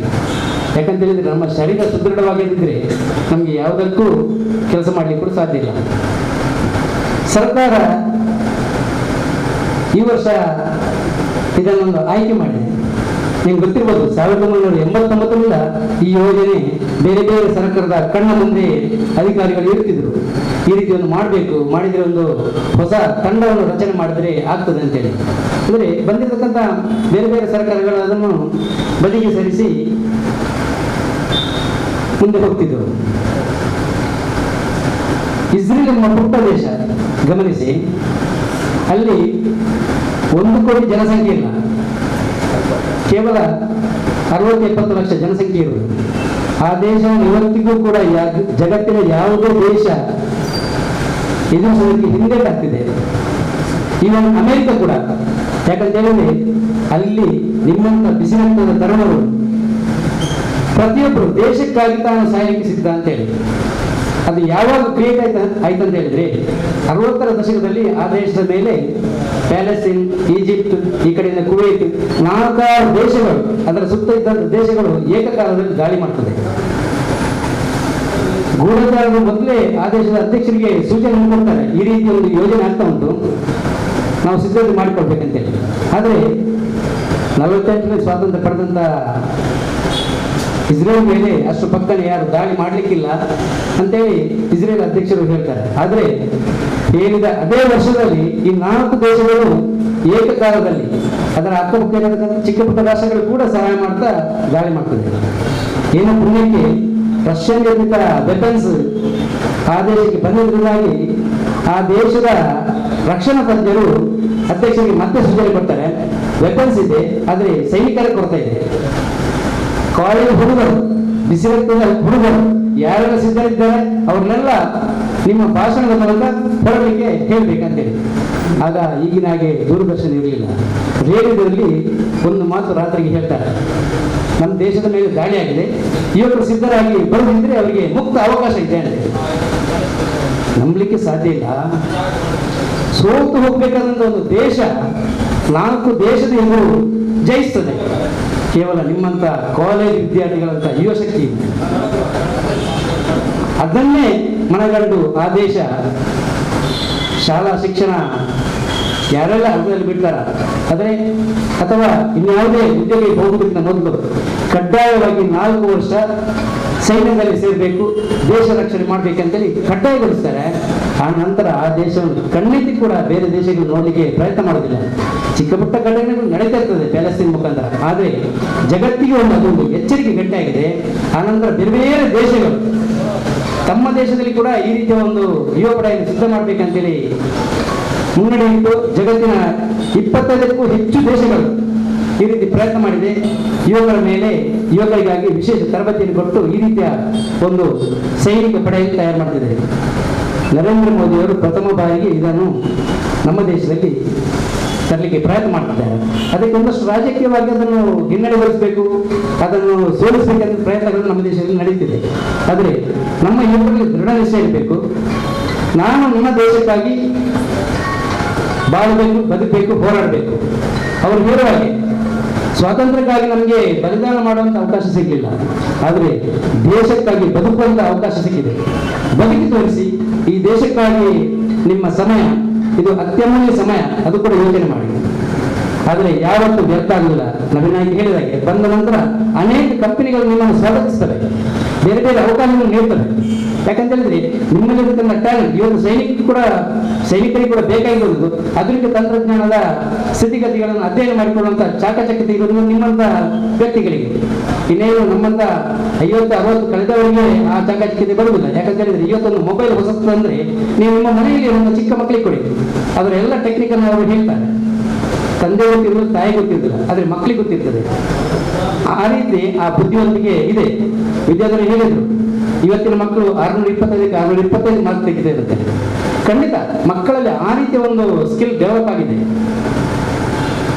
ಅದನ್ನೇ ತಂತ್ರಜ್ಞಾನಕ್ಕೆ ಉಪಯೋಗ ಮಾಡಿದ್ರೆ ಖಂಡಿತವಾಗಿಯೂ ನಮ್ಮ ದೇಶ ಕೂಡ ತಂತ್ರಜ್ಞಾನದಲ್ಲಿ ಇಸ್ರೇಲ್ಗೆ ಸರಿಸಮವಾಗಿ, ಅಮೆರಿಕಕ್ಕೆ ಸರಿಸಮವಾಗಿ, ರಷ್ಯಾಕ್ಕೆ ಸರಿಸಮವಾಗಿ ಇವತ್ತು ಟಾಪ್ 5ರಲ್ಲಿದೆ.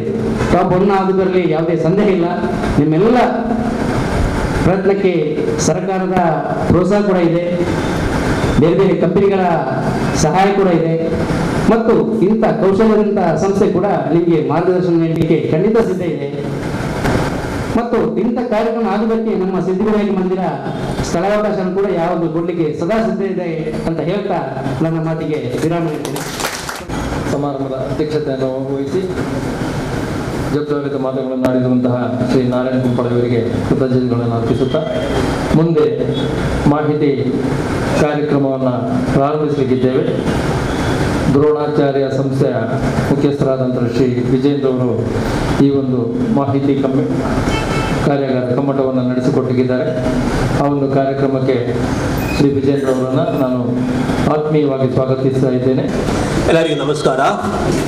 ಸಶಸ್ತ್ರ ಸೇನಾ ಪಡೆಗಳಲ್ಲಿ ಹೊಸ ಮಾನವ ಸಂಪನ್ಮೂಲ ವಿಧಾನವನ್ನು ಪರಿಚಯಿಸಲಿಕ್ಕಾಗಿದೆ. ಅಂದರೆ ಅಗ್ನಿಪಥ ಯೋಜನೆ.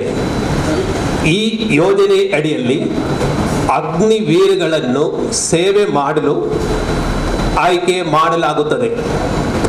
4 ವರ್ಷಗಳ ಅವಧಿಗೆ ಇಂಡಿಯನ್ ಆರ್ಮ್ಡ್ ಫೋರ್ಸ್ ಹೊಸ ಯೋಜನೆಯ ಸುವರ್ಣಾವಕಾಶವನ್ನು ಓದಿಸುತ್ತದೆ. ಭಾರತದ ಯುವಕರಿಗೆ ದೀರ್ಘಕಾಲ ಸೇವೆ ಮಾಡದೆ ಮಿಲಿಟರಿ ಜೀವನದ ಅನುಭವವನ್ನು ಪಡೆಯಲು ಅವಕಾಶ ಸಿಗುತ್ತದೆ. ಈ 4 ವರ್ಷಗಳ ಸಕ್ರಿಯ ಸೇವೆಯಲ್ಲಿ ಅಗ್ನಿವೀರರುಗಳು ಅವರ ಮುಂದಿನ ಸೇವೆಗೆ ಬೇಕಾಗುವ ಪ್ರತಿಬದ್ಧಗಳನ್ನು ನಿವಾರಿಸಿ ಒಳ್ಳೆಯ ಒಂದು ಸೈನಿಕನಾಗಲು ಅವಕಾಶವನ್ನು ನೀಡುತ್ತದೆ. ಈ ಹೊಸ ಯೋಜನೆ ಇಂಡಿಯನ್ ಆರ್ಮ್ಡ್ ಫೋರ್ಸಸ್ಗೆ ಒಳ್ಳೆಯ ಸೈನಿಕರೇ ಸೇವೆ ಮಾತ್ರ ಮುಂದುವರಿಸುವ ಒಂದು ಅವಕಾಶ ಕೂಡ ದೊರೆಯುತ್ತದೆ. ಅದಲ್ಲದೆ ಸೈನಿಕರಲ್ಲಿ ಒಳ್ಳೆ ದೇಶ ಸ್ನೇಹ, ಡಿಸಿಪ್ಲಿನ್, ಪಂಕ್ಚುಯಾಲಿಟಿ, ಧೈರ್ಯ, ಪ್ರಬುದ್ಧತೆ, ಸಮಯ ನಿರ್ವಹಣೆ ದಟ್ ಈಸ್ ಟೈಮ್ ಮ್ಯಾನೇಜ್ಮೆಂಟ್ ಹಾಗೂ ಲೀಡರ್ಶಿಪ್ ಕ್ವಾಲಿಟಿ, ನೇತೃತ್ವ ಬಗ್ಗೆ ತಿಳಿಯಲು ಅವಕಾಶ ನೀಡುತ್ತದೆ. ಇಂಡಿಯನ್ ಆರ್ಮ್ಡ್ ಫೋರ್ಸಸ್ ಉದ್ದೇಶ ಏನಂದ್ರೆ ನಮ್ಮ ರಾಷ್ಟ್ರದ ಎಲ್ಲ ಭಾಗಗಳಿಂದ ಅಗ್ನಿವೀರರನ್ನು ದಾಖಲಿಸುವುದು. ಹೇಗೆಂದ್ರೆ ಒಂದು ಆಲ್ ಇಂಡಿಯಾ ಎಂಟ್ರೆನ್ಸ್ ಎಕ್ಸಾಮ್ ಮೂಲಕ. ಈಗಾಗಲೇ ಇರುವಂತಹ ರಿಕ್ರೂಟ್ಮೆಂಟ್ ಪ್ರೋಸೆಸ್ ಹಾಗೇನೇ ಇರುತ್ತದೆ.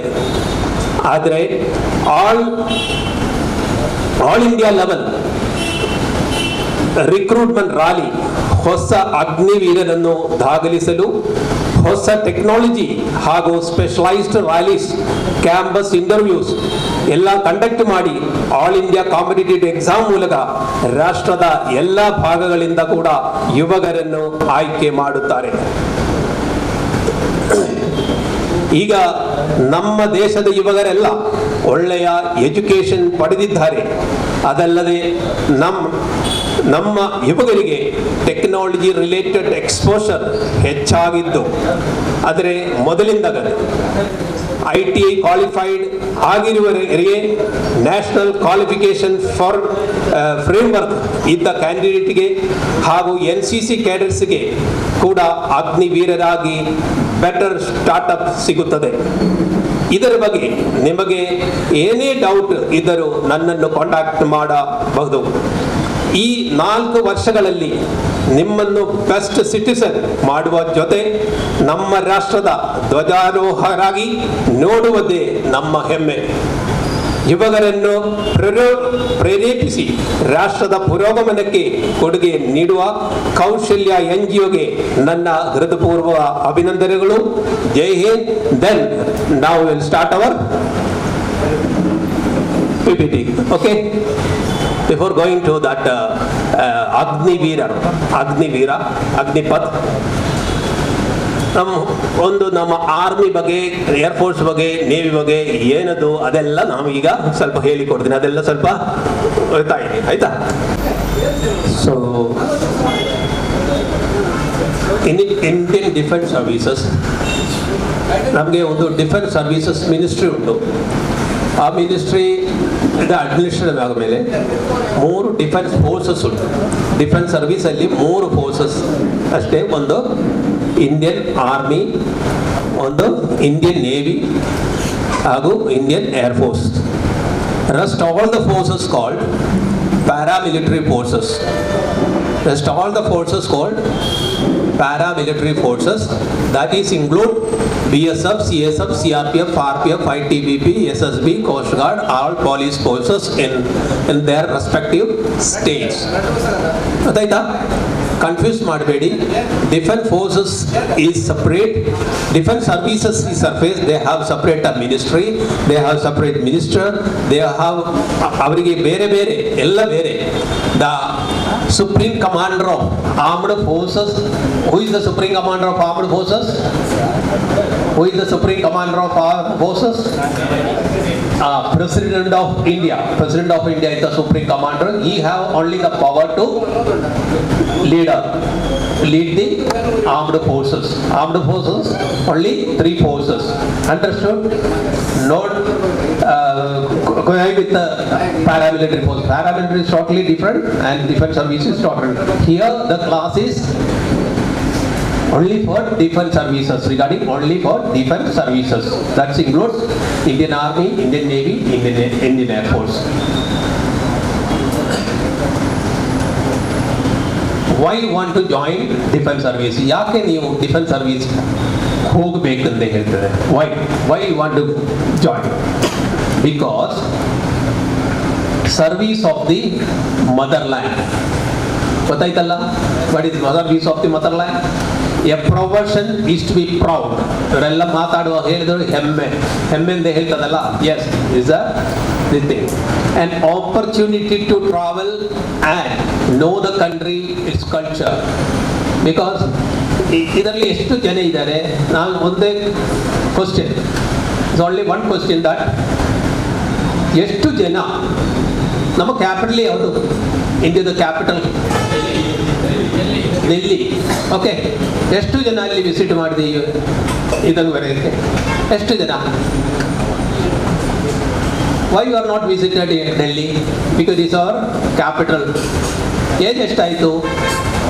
19, 20, 21, 22 ಅಲ್ವಾ? ಅಷ್ಟು ಜನರು 22 ವರ್ಷ ಆಯಿತು ಇಲ್ಲಿ ಬಂದ ಮೇಲೆ. ಎಲ್ಲಿ? ಇಂಡಿಯಾ, ಭಾರತದಲ್ಲಿ ಬಂದ ಮೇಲೆ 22 ವರ್ಷ ಆಯಿತು.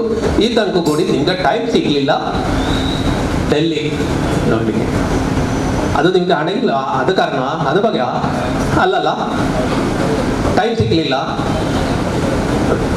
ನಿಮ್ಮ ಅಪ್ಪದ ಹತ್ರ, ನಿಮ್ಮ ಮನೆಯಲ್ಲಿ ಹೋಗಿ ನಿಮ್ಮ ಅಪ್ಪದ ಹತ್ರ ಹೇಳಿ ಸೇಮ್ ಕ್ವಶನ್, ಅಪ್ಪ ನೀವು ಹೋಗಿದೆಯಾ ನಮ್ಮ ಕ್ಯಾಪಿಟಲಲ್ಲಿ? ಅಮ್ಮ ಒಂದೇ ಕ್ಯಾಪಿಟಲ್ ಅಲ್ಲ, ಎಷ್ಟು ನಮ್ಮ ವಿಷಯದಲ್ಲಿ ಸ್ವಲ್ಪ ನಮ್ಮ ಮಕ್ಕಳಾಗುವಾಗ ನಮ್ಗೆ ಹಿಸ್ಟ್ರಿ ಎಲ್ಲ ಹೇಳಿಕೊಡ್ತಾರಲ್ಲ ಡೆಲ್ಲಿ ಬಗ್ಗೆ. ಅದರಲ್ಲಿ ಏನೇನು ಉಂಟು? ಕುತುಬ್ ಮಿನಾರ್ ಉಂಟು, ರೆಡ್ ಫೋರ್ಟ್ ಉಂಟು, ಆಗ್ರಾ ಉಂಟು, ಹಾಗೆ ಹೀಗೆಲ್ಲ ಉಂಟು. ಎಲ್ಲರಿಗೂ ಇಂಟ್ರೆಸ್ಟ್ ಉಂಟು. ಮತ್ತು ಟೈಮ್ ಇಲ್ಲ ಯಾರಿಗೆ, ಯಾರ ಕೈಯಲ್ಲಿ ಕೂಡ ಟೈಮ್ ಇಲ್ಲ. ಮತ್ತು ಇದೇ ಸರ್ಕಲ್ ಹೋಗ್ತದೆ, ಲಾಸ್ಟ್ ನೀವು ಡೆತ್ ಆಗ್ತದೆ, ನೀವು ನಿಮ್ಮ ಕ್ಯಾಪಿಟಲ್ ಮಾಡೋದಿಲ್ಲ. But here if you join defense services as a soldier or officer, You can go to entire nation. You can visit entire nation. You can have interact with those personal villagers. You can have food with them. Variety food ಇರ್ತದಲ್ಲ. ನೀವು ಡೆಲ್ಲಿ ಹೋಗುವಾಗ ನಮಗೆ ಇದೇ ಬೇಕಂತ ಹೇಳಿ ನಮಗೆ ಇದೇ ದೋಸೆ ಕಡಲೆ ಇದೇ ಬೇಕು ಅದಲ್ಲ, ಅದರಲ್ಲಿ ತುಂಬ ವೆರೈಟಿ ಡಿಶಸ್ ಉಂಟು, ಅದೆಲ್ಲ ತಿನ್ನಬೇಕು. ಅದರ ಲ್ಯಾಂಗ್ವೇಜ್ ಕೂಡ ನೀವು ಮಾತಾಡಲಿಕ್ಕೆ ಟ್ರೈ ಮಾಡಬೇಕು. ನಾವು ಕೇರಳವರು ಇಲ್ಲಿ ಬಂದ ಮೇಲೆ ಇಲ್ಲಿ ಕನ್ನಡ ಮಾತಾಡ್ತಾರೆ, ಇದು ಮರಾಠಿ ಮಹಾರಾಷ್ಟ್ರದಲ್ಲಿ ಅವಳು ಅಲ್ಲಿ ಟ್ರೈ ಮಾಡ್ತಾರೆ, ಭೋಜ್ಪುರಿಯಲ್ಲಿ ಅಲ್ಲಿ ಮಾತಾಡ್ಲಿಕ್ಕೆ ಟ್ರೈ ಮಾಡ್ತಾರೆ, ಪಂಜಾಬಿಯಲ್ಲಿ ಪಂಜಾಬಲ್ಲಿ ಟ್ರೈ ಮಾಡ್ತಾರೆ ಇಲ್ಲ. ಎಷ್ಟು ಜನರದು ಕನ್ಯಾಕುಮಾರಿಯದು ಕಾಶ್ಮೀರದಲ್ಲಿ ನಮ್ಮ ಫ್ರೆಂಡ್ಸ್ ಎಷ್ಟು ಫ್ರೆಂಡ್ಸ್ ಉಂಟು. ನಿಮ್ಮ ಫ್ರೆಂಡ್ಸ್ ಯಾರು? ನಿಮ್ಮ ಜೊತೆ ಇದ್ದವರು. ಅವರು ಬೆಳಿಗ್ಗೆ good morning good evening message ಮಾಡ್ತಾ ಇರೋದು ನೋಡುವಾಗ ನೋಡುವುದಿಲ್ಲ ಅಲ್ವಾ, ನೋಡುವಾಗ ಬೆಳಿಗ್ಗೆ ಕಾಣುವಾಗ ನೋಡುವುದಿಲ್ಲ, ಒಂದು ಸ್ಮೈಲಿಂಗ್ ಕೊಡುವುದಿಲ್ಲ, ಓನ್ಲಿ ವಾಟ್ಸಪ್ಪಲ್ಲಿ. ನಮ್ಮ ಫ್ರೆಂಡ್ಸ್ ಯಾರು ಗೊತ್ತಾ? ಕಾಶ್ಮೀರವರು, ಅಲ್ಲಿ ಕನ್ಯಾಕುಮಾರಿಯವರು, ಎಲ್ಲ ಕಡೆ. ಗೊತ್ತಾಯ್ತಾ? ಈಗ ಡಿಫೆನ್ಸ್ ಅಲ್ಲಿ ಜಾಯಿನ್ ಮಾಡುವ ನಿಮ್ಗೆ ಇದೆಲ್ಲ ಸಾಧ್ಯವಾಗ್ತದೆ, ಆಟೋಮೆಟಿಕ್ಲಿ ಸಾಧ್ಯ. Not only for you, including your family. Then opportunity to serve and represent the nation. You can become a naval attaché, army attaché in abroad. Abroad ನಮ್ಮ ಎಂಬಸಿ ಇರ್ತದಲ್ಲ, ಅದರಲ್ಲಿ ಕೂಡ ನಿಮಗೆ ಡೆಪ್ಯುಟೇಷನ್ ಹೋಗ್ಲಿಕ್ಕೆ ಸಾಧ್ಯವಾಗ್ತದೆ. Okay, then a pure and noble profession is a pure and noble. ಇದನ್ನು ಲಂಚಮ್ ಎಲ್ಲ ಖರ್ಚು ಇದ್ದಲ್ಲ, ನೀವು ಒಂದು ಶೂಟ್ ಮಾಡಲಿಕ್ಕೆ ಇಷ್ಟು ಕೊಡಬೇಕು, ಇಲ್ಲದ್ರೆ ನಾವು ಮಾಡೋದಿಲ್ಲ ಅದು ಹೇಳ್ಬೋದಾ ನಿಮಗೆ? ನೀವು ಇದರಲ್ಲಿ ಫ್ಲಡ್ಡಿಂಗ್ ಆಯಿತು, ಓಕೆ, ಫ್ಲಡ್ಡಿಂಗ್ ಒಂದು ಇವಾಕ್ಯುವೇಷನ್ಗೆ ನಮ್ಗೆ ಇಷ್ಟು ಹಣ ಬೇಕು, ಇಲ್ಲ ಮಾಡುವುದಿಲ್ಲ. ಮಾಡ್ತಾರಾ? ಪಾರ್ಶಾಲಿಟಿ ಕಾಣ್ತದ? ಇಲ್ಲಲ್ಲ. So you should be always your a noble profession and honour and social status. Wherever you go you will get a special respect. Army ಅವರು, ನೇವಿ ಅವರು, ಏರ್ಫೋರ್ಸ್ ಅವರು ಅಂದರೆ ಹೇಳಿ ಎಲ್ಲಿ ಕೂಡ ಹೋಗುವಾಗ, ಈವನ್ ನೀವು ಏರ್ಪೋರ್ಟಲ್ಲಿ ಹೋಗುವಾಗ ಅಲ್ಲಿ ನಿಮಗೆ ಸ್ಪೆಷಲ್ ಸಲ್ಯೂಟ್ ಸಿಗ್ತದೆ, ಸ್ಪೆಷಲ್ ಫಸ್ಟ್ ಎಂಟ್ರಿ ನಿಮಗೆ ಕೊಡ್ತಾರೆ ಇಲ್ಲ. ಇದೆಲ್ಲ ಸಾಧ್ಯವಾಗ್ತದೆ. No stagnation, a new challenge every day you will face a new challenges.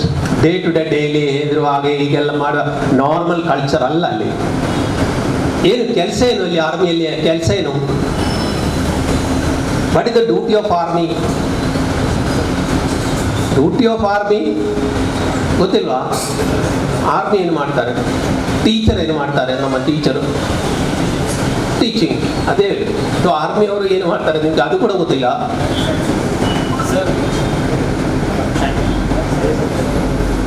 ಏನು ಮತ್ತೆ ನೀವು ಯಾಕೆ ಬಂದದ್ದು? ಆರ್ಮಿ ಸ್ವಲ್ಪ ಗೊತ್ತಾಗಬೇಕಲ್ಲ, ಏನು ಮಾಡ್ತಾರೆ ಅಂತ ಗೊತ್ತಬೇಕು. ನಮ್ಮ ಇವರು ಆಫರ್ ಮಾಡಿದೆ ನಮ್ಮ ನವೀನ್ ನಾಯಕ್ ಸರ್, ಓಕೆ ನೀವೆಲ್ಲ ಕಲಿತಾ ಎಲ್ಲ ಮುಗಿದ ಮೇಲೆ ನಿಬಂಧ ಮೇಲೆ ನಿಮಗೆ ಅವರ ಕಂಪನಿಯಲ್ಲಿ ನಿಮ್ಗೆ ಗೊತ್ತಾಗಬೇಕಲ್ಲ ಯಾವುದು ಕಂಪನಿ ಅಂತ, ಇಲ್ಲಾಂದ್ರೆ ಸೀದಾ ಜಾಯಿನ್ ಮಾಡ್ತದ? ಇಲ್ಲಲ್ಲ. ಇದೇ ಥರ ಆರ್ಮಿ ಅಂತದ್ದು ಗೊತ್ತಾ? ಆರ್ಮಿ ಅಲ್ಲಿ ಕೆಲಸ ನೀವು ನಿಮ್ಮ study, further study you learn, ನಿಮ್ಮ ಕ್ವಾಲಿಫಿಕೇಶನ್ ಕಂಟಿನ್ಯೂ ಮಾಡಿ, ನಿಮ್ಮ ಎಜುಕೇಶನ್ ಕಂಟಿನ್ಯೂ ಮಾಡಿ. ವಾರ ಇರ್ತದ, ವಾರಲ್ಲಿ ನಮ್ಮ ವಾರಿಗೆ ಹೋಗ್ತದೆ. ಪೀಸಲ್ಲಿ ಏನು ಕೆಲಸ ಮಾಡ್ತದೆ? ಏನಾದರೂ ಫ್ಲಡ್ಡಿಂಗ್, ಹಾಗೆ ಈಗೆಲ್ಲ ಬರುವಾಗ ಅಲ್ಲಿ ಒಂದು ಇವ್ಯಾಕ್ಯುಯೇಷನ್ ಸಿಸ್ಟಮ್, ಏನಾದರೂ ಲಾ ಆ್ಯಂಡ್ ಆರ್ಡರ್ ಕಂಪ್ಲೀಟ್ ಹೋಗಾದ ಮೇಲೆ ಸಿವಿಲ್ ಪೊಲೀಸ್ ಎಲ್ಲ ಹೋಯ್ತು ನಮಗೆ ಆಗುದಿಲ್ಲ ಅಂತ ಹೇಳುವಾಗ ಆರ್ಮಿಯಲ್ಲಿ ಒಂದು ಮಾರ್ಕ್ ವಾಶ್ ಮಾಡ್ತಾರೆ ಅಲ್ವಾ. ಬೇರೆ ಏನು ಕೆಲಸ ಇಲ್ಲ. ವೆರಿ ಗುಡ್ ಪ್ರೊಫೆಷನ್, ಏನಿಲ್ಲ, ನಿಮ್ಗೆ ಸ್ಟಡಿ ಕಂಪ್ಲೀಟ್ ಮಾಡಿ ಬನ್ನಿ. ಅದೇ ಅಷ್ಟ ಸಿಂಪಲ್. ಓಕೆ, ಮತ್ತೆ national security, that is the duty of yours. ನೀವು ಕೂಡ ಮಾಡಬೇಕಲ್ಲ. ಒಂದೇ ಆರ್ಮಿಯವರು ನ್ಯಾಷನಲ್ ಸೆಕ್ಯೂರಿಟಿ ಮಾಡುವ ಇದು ಕಂಪ್ಲೀಟ್ ಆಗ್ತದ? ನಮ್ಮ ದೊಡ್ಡ ಎನಿಮಿ ಯಾರು ನಮ್ಮ ರಾಷ್ಟ್ರದ್ದು? ಪಾಕಿಸ್ತಾನ್ ಚೈನಾ ಅಲ್ಲ. ನಮ್ಮ ದೊಡ್ಡ ಎನಿಮಿ ಡ್ರಗ್ಸ್ ಇಲ್ವಾ? ಡ್ರಗ್ಸ್, ನಮ್ಮ ಮಕ್ಕಳೆಲ್ಲ ಡ್ರಗ್ಸ್ ತಿಂದು ಹಾಗೆ ಹೀಗೆಲ್ಲ ಹೋಗಿ ನಮ್ಮ ರಾಷ್ಟ್ರದ ಇದಾಗ್ತದೆ.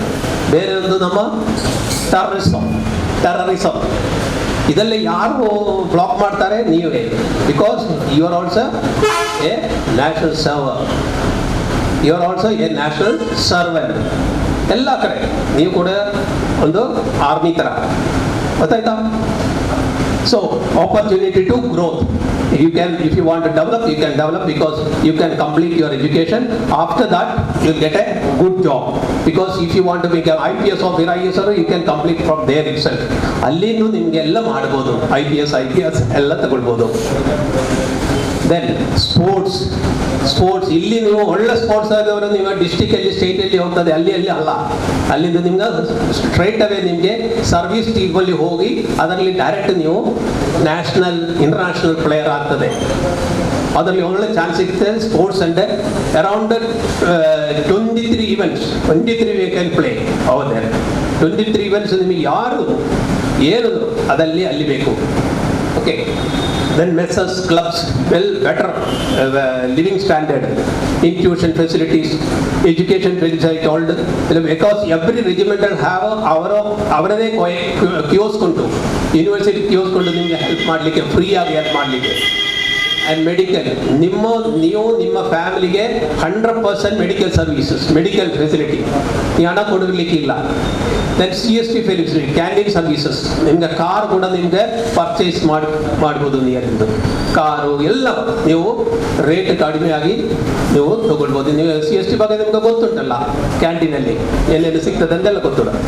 Army wives welfare association hostel facility, ನಿಮ್ಮ ಮಕ್ಕಳು ನೀವು ಅದರ ಆದಮೇಲೆ ಮ್ಯಾರೇಜ್ ಆದಮೇಲೆ ನಿಮ್ಮ ಮಕ್ಕಳಿಗೆ ಎಲ್ಲ ಎಲ್ಲಿ ಕೂಡ ಮೆಟ್ರೋ ಸಿಟಿಯಲ್ಲಿ ಹಾಸ್ಟೆಲ್ ಬೇಕಾದ್ರೆ ಅದು ಕೂಡ ನಿಮಗೆ ಸಿಗ್ತದೆ ಫ್ರೀಯಾಗಿ. Ensure physical and mental health. Normal ನೀವು ಸಿವಿಲಿಯನ್ ಇರುವಾಗ, normal civilian, you are now the civilian. When you join defence service you are called as a service person. ಹಾಗೆ ಹೇಳ್ತದಲ್ಲ, ಸರ್ವಿಸ್ ಪರ್ಸನ್ ಹೇಳ್ತದೆ. ರಿಟೈರ್ ಆಗುವಾಗ ಏನು ಹೇಳ್ತದೆ? Ex service person, ex service man ಹೇಳ್ತದಲ್ಲ. Civilian, ಈಗ ಸಿವಿಲಿಯನ್. ಸೊ ಸಿವಿಲಿಯನ್ಸ್ ಎಲ್ಲಿ ಕೂಡ ನೀವು ಜಾಬ್ ನಿಮಗೆ ಹೆಲ್ತ್ ಅವ್ರ ಮೆಂಟಲ್ ಹೆಲ್ತ್ ಸ್ವಲ್ಪ ವೀಕ್ ಆಗ್ತದೆ ಅಲ್ಲ. ಇಲ್ಲಿ ಪೊಲೀಸ್ ಎಲ್ಲ ನೋಡಿ ದೊಡ್ಡ ಇದೆಲ್ಲ ಸ್ಟಮಕ್ ಎಲ್ಲ ಆಗಿದ್ದಾರೆ. ಆರ್ಮಿ ಅಲ್ಲ, ಆ ಥರ ಅಲ್ಲ.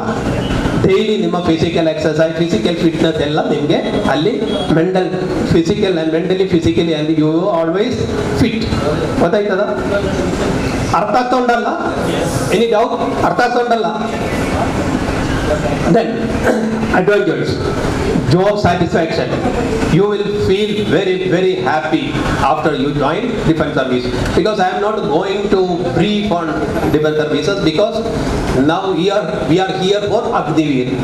That's why I am not going to deep in defense services. And job security 100% is there. Pay analysis, ಒಳ್ಳೆ ನಿಮಗೆ ಪೇ ಸಿಗ್ತದೆ. ನಾರ್ಮಲಿ ಔಟ್ಸೈಡ್ 10th ಸ್ಟ್ಯಾಂಡರ್ಡ್ ಕಲಿತವರಿಗೆ ಎಷ್ಟು ಸ್ಯಾಲ್ರಿ ಸಿಗ್ತದೆ? 10,000, 15,000. ಅಲ್ಲಿ ಎಲ್ಲಿ ಸಿಗ್ತದೆ? 40,000 10th ಸ್ಟ್ಯಾಂಡರ್ಡ್ ಕಲಿತ ಮೇಲೆ. So foreign courses and postings, very good opportunities. Post retirement benefits, retirement ಆದಮೇಲೆ ನಿಮಗೆ ತುಂಬ ಇದುಂಟು. ECHS ಹಾಗೆಲ್ಲ. ಈಗ ಅಗ್ನಿವೀರರಿಗೆ ಇಲ್ಲ. ಅಗ್ನಿವೀರ ಆದಮೇಲೆ ನೀವು ಇದೇನು ಜಾಯಿನ್ ಆಗ್ತದಲ್ಲ, ರೀಎನ್ರೋಲ್ ಆಗ್ತದಲ್ಲ, ಆ ಟೈಮ್ ನಿಮಗೆ ತುಂಬ ಇದೊಂದು ಪೆನ್ಷನ್ ಹಾಗೆ ಹೀಗೆ ಎಲ್ಲ ಫೆಸಿಲಿಟೀಸ್ ಕೂಡ, ಒಳ್ಳೆ ಜಾಬ್ ಕೂಡ ಸಿಗ್ತದೆ after retirement. Then now we'll come to the Agniveer. What is Agniveer? Okay, it's actually 6 months training and a 3.6 years service. That is called Agniveer.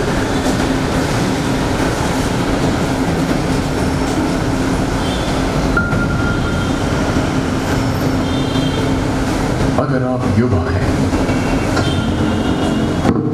और अगर आप में है देश के लिए मर मिटने की भावना और साथ में है अग्नि जैसा तेज, तो तैयार हो जाइए This अग्निपथ पर चलने के लिए. This says what is Agniveer. Agnipath बन सकता है आपके लिए अवसर पर. आप बन सकते हैं अग्निवीर. भारतीय वायु, थल एवं नौसेना अग्निवीर के रूप में शामिल होने का सुनहरा मौका. 4 साल के लिए सेना में भर्ती, 4 साल बाद सेना में स्थायी भर्ती का मौका. सारे 17 से 21 वर्ष की उम्र सीमा. पूरे देश के युवाओं को अवसर. अधिक जानकारी के लिए संपर्क करें.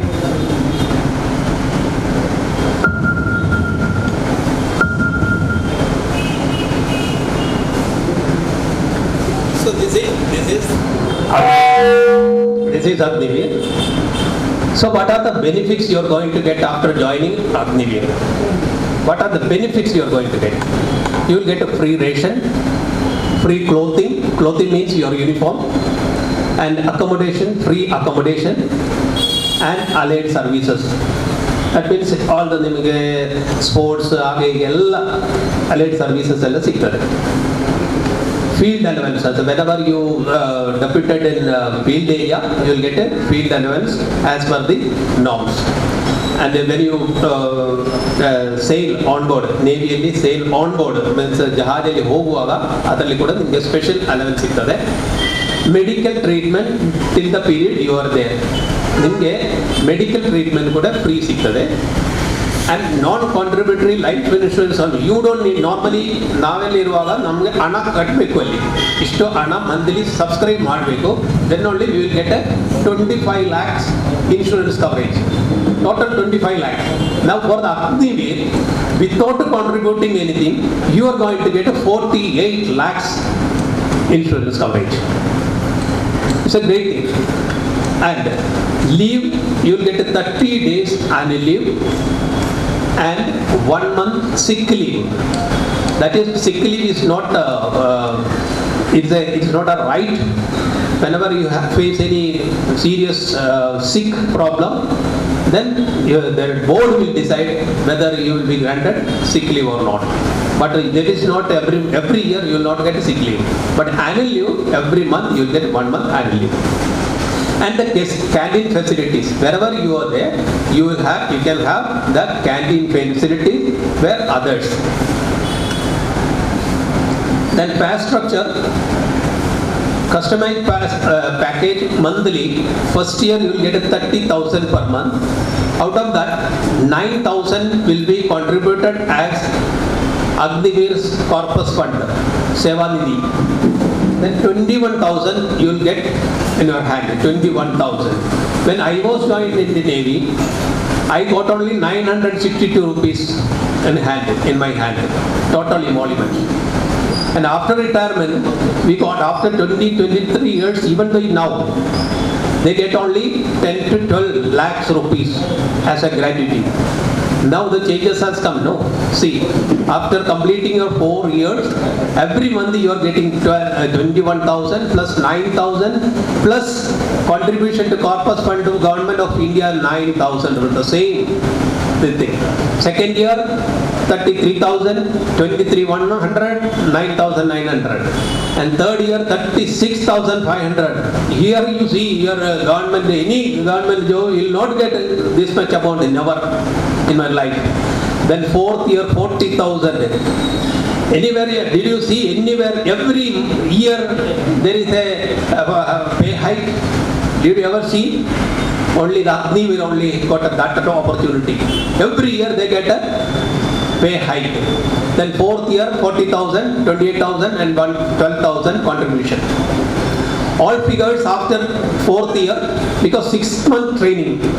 Then rest all 4 years. After 4 years, your contribution will become 5.02, and Government of India contribution become 5.02. Total 10.0 lakhs as Seva Nidhi package plus 4 years interest, compound interest.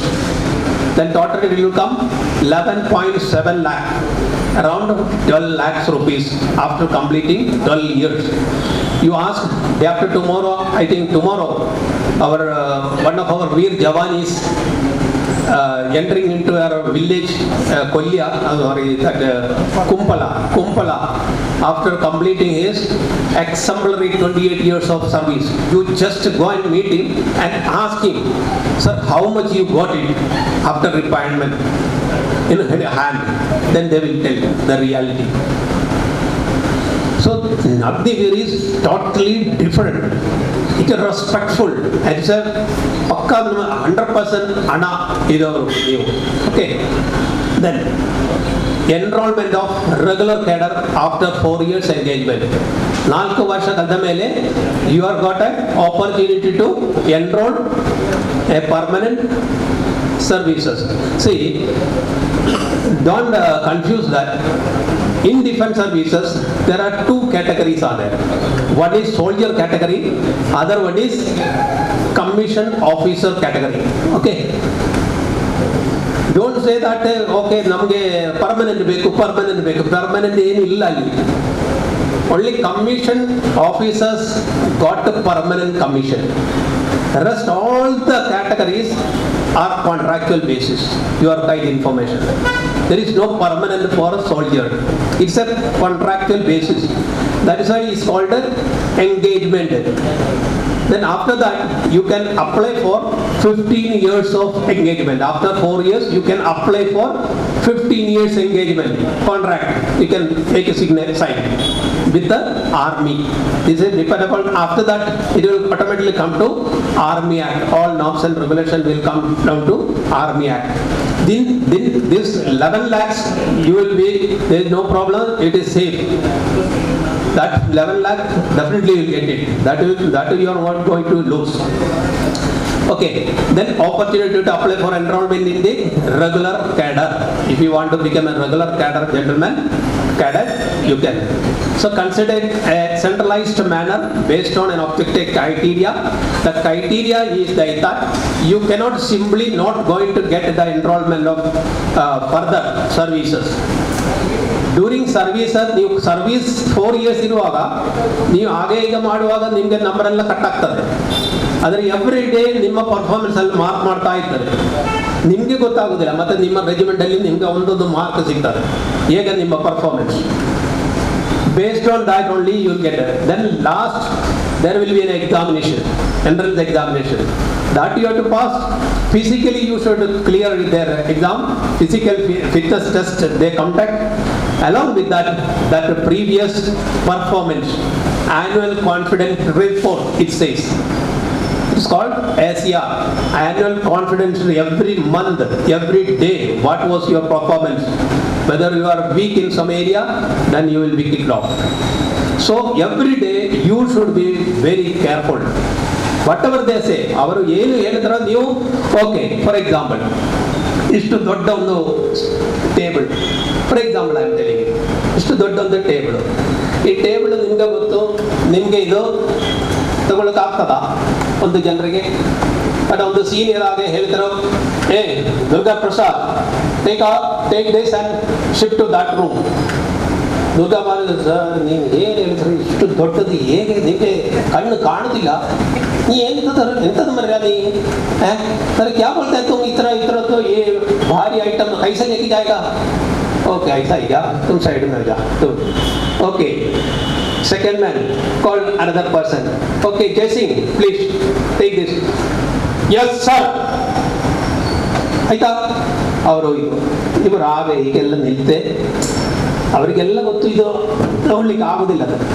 Second day senior come, is jesting, what happen, ಯಾಕೆ ಇದು ಕೊಂಡೋಗ್ಲಿಲ್ಲ ನೀವು?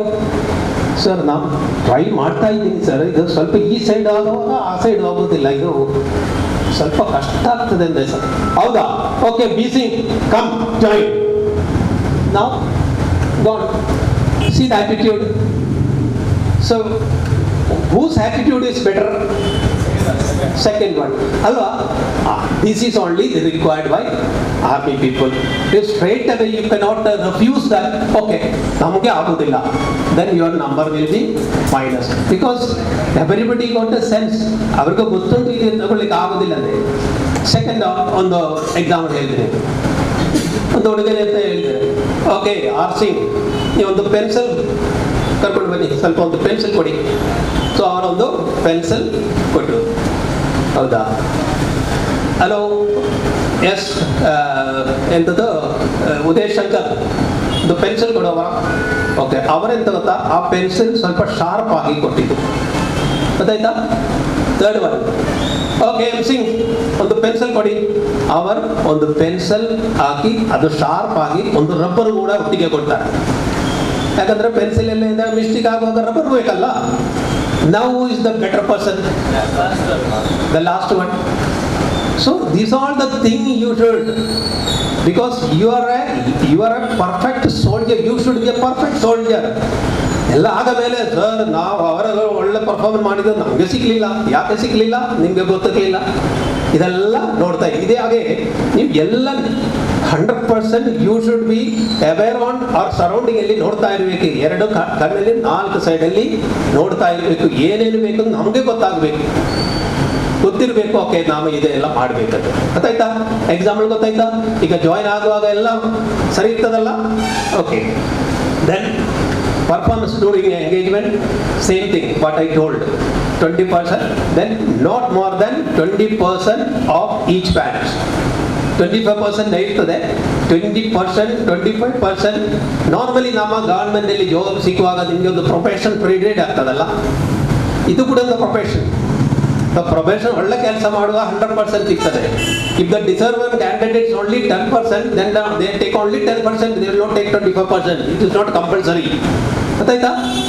Understood till ಇದುವರೆಗೆ?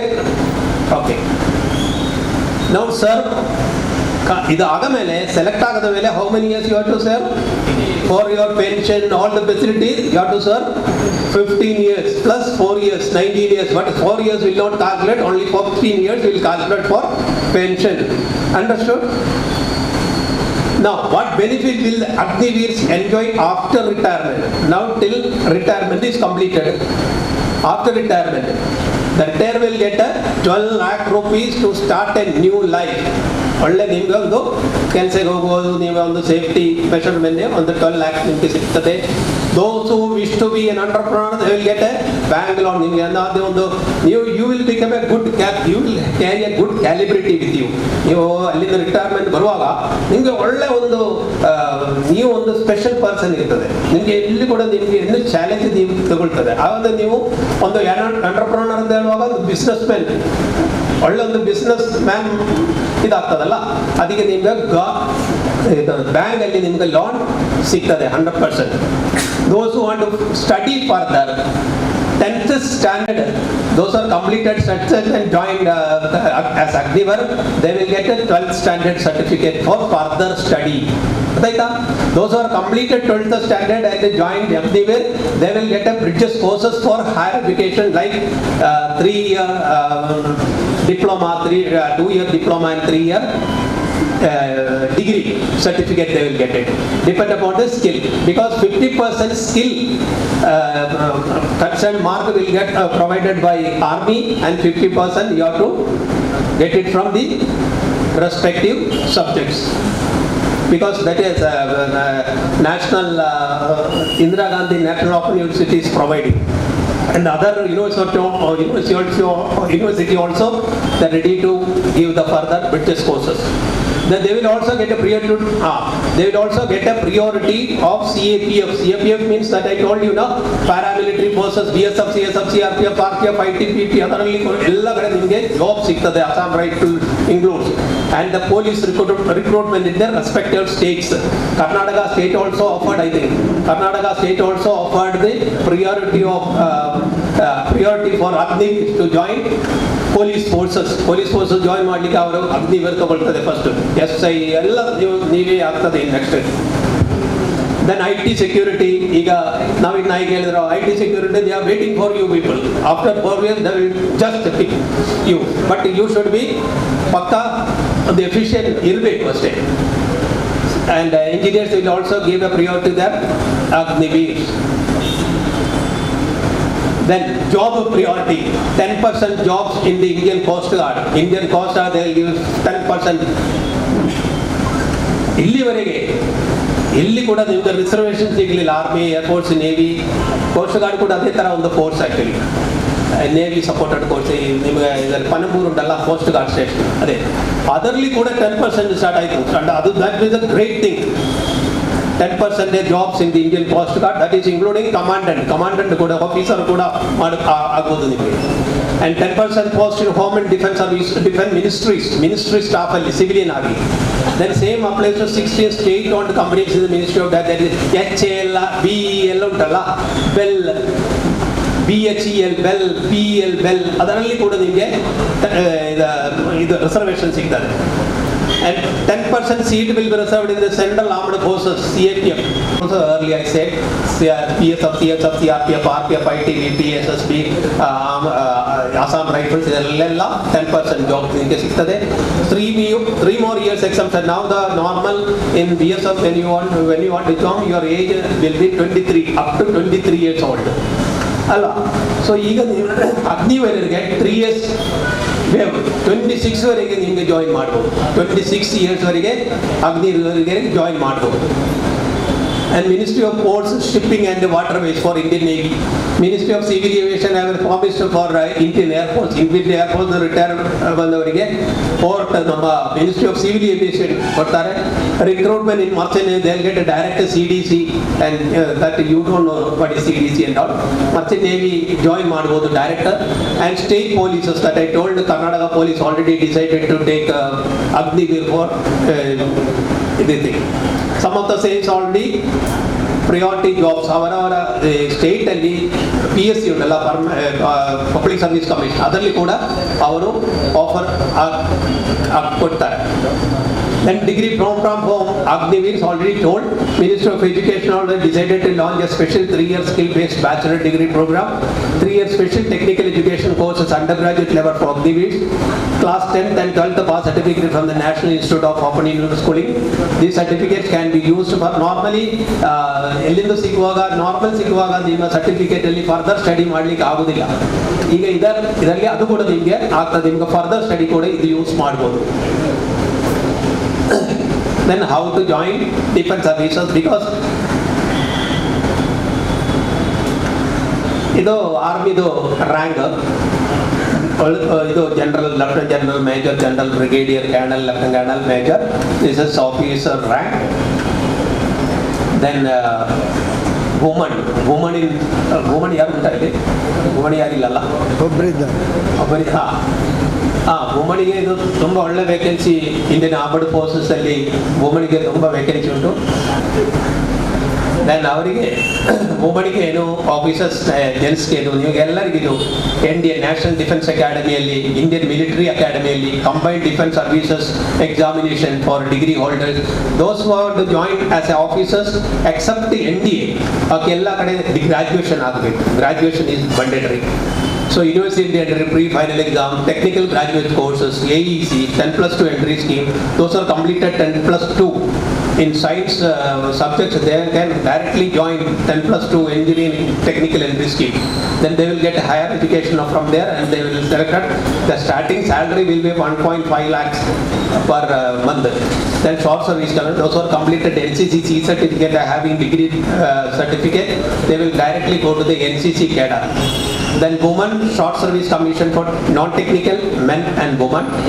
Short service commission judge advocate, those who are having the certificate of advocate, LLB, LLM, then they will got directly can join Indian Army for as a judge advocate. And NCC, men and women short service commission. ಇದ್ರ ಬಗ್ಗೆ ಜಾಸ್ತಿ ಮಾತಾಡ್ಲಿಕ್ಕಿಲ್ಲ, ಯಾಕೆಂದ್ರೆ ತುಂಬಾ ಅಗ್ನಿವೀರರ ಬಗ್ಗೆ ಮಾತಾಡ್ಲಿಕ್ಕೆ ಉಂಟು. So ಇದ್ರ ಬಗ್ಗೆ ನಮಗೆ ಜಾಸ್ತಿ ಮಾತಾಡಲ್ಲ. ಯಾರಾದ್ರೂ ನಿಮ್ಗೆ ಏನಾದ್ರೂ ಡೌಟ್ ಇದೆ ನಮ್ಗೆ ಕಾಲ್ ಮಾಡಿ, ಆಯ್ತಾ? Just if anybody want to note down, you can note down this. NDA qualification 10+2, age 19, 10+2 tech ಯಾವುದು ಕ್ವಾಲಿಫಿಕೇಶನ್, ಇಂಡಿಯನ್ ಮಿಲಿಟರಿ ಅಕಾಡೆಮಿ ಯಾವುದು, ಇದೆಲ್ಲ ನಾರ್ಮಲ್.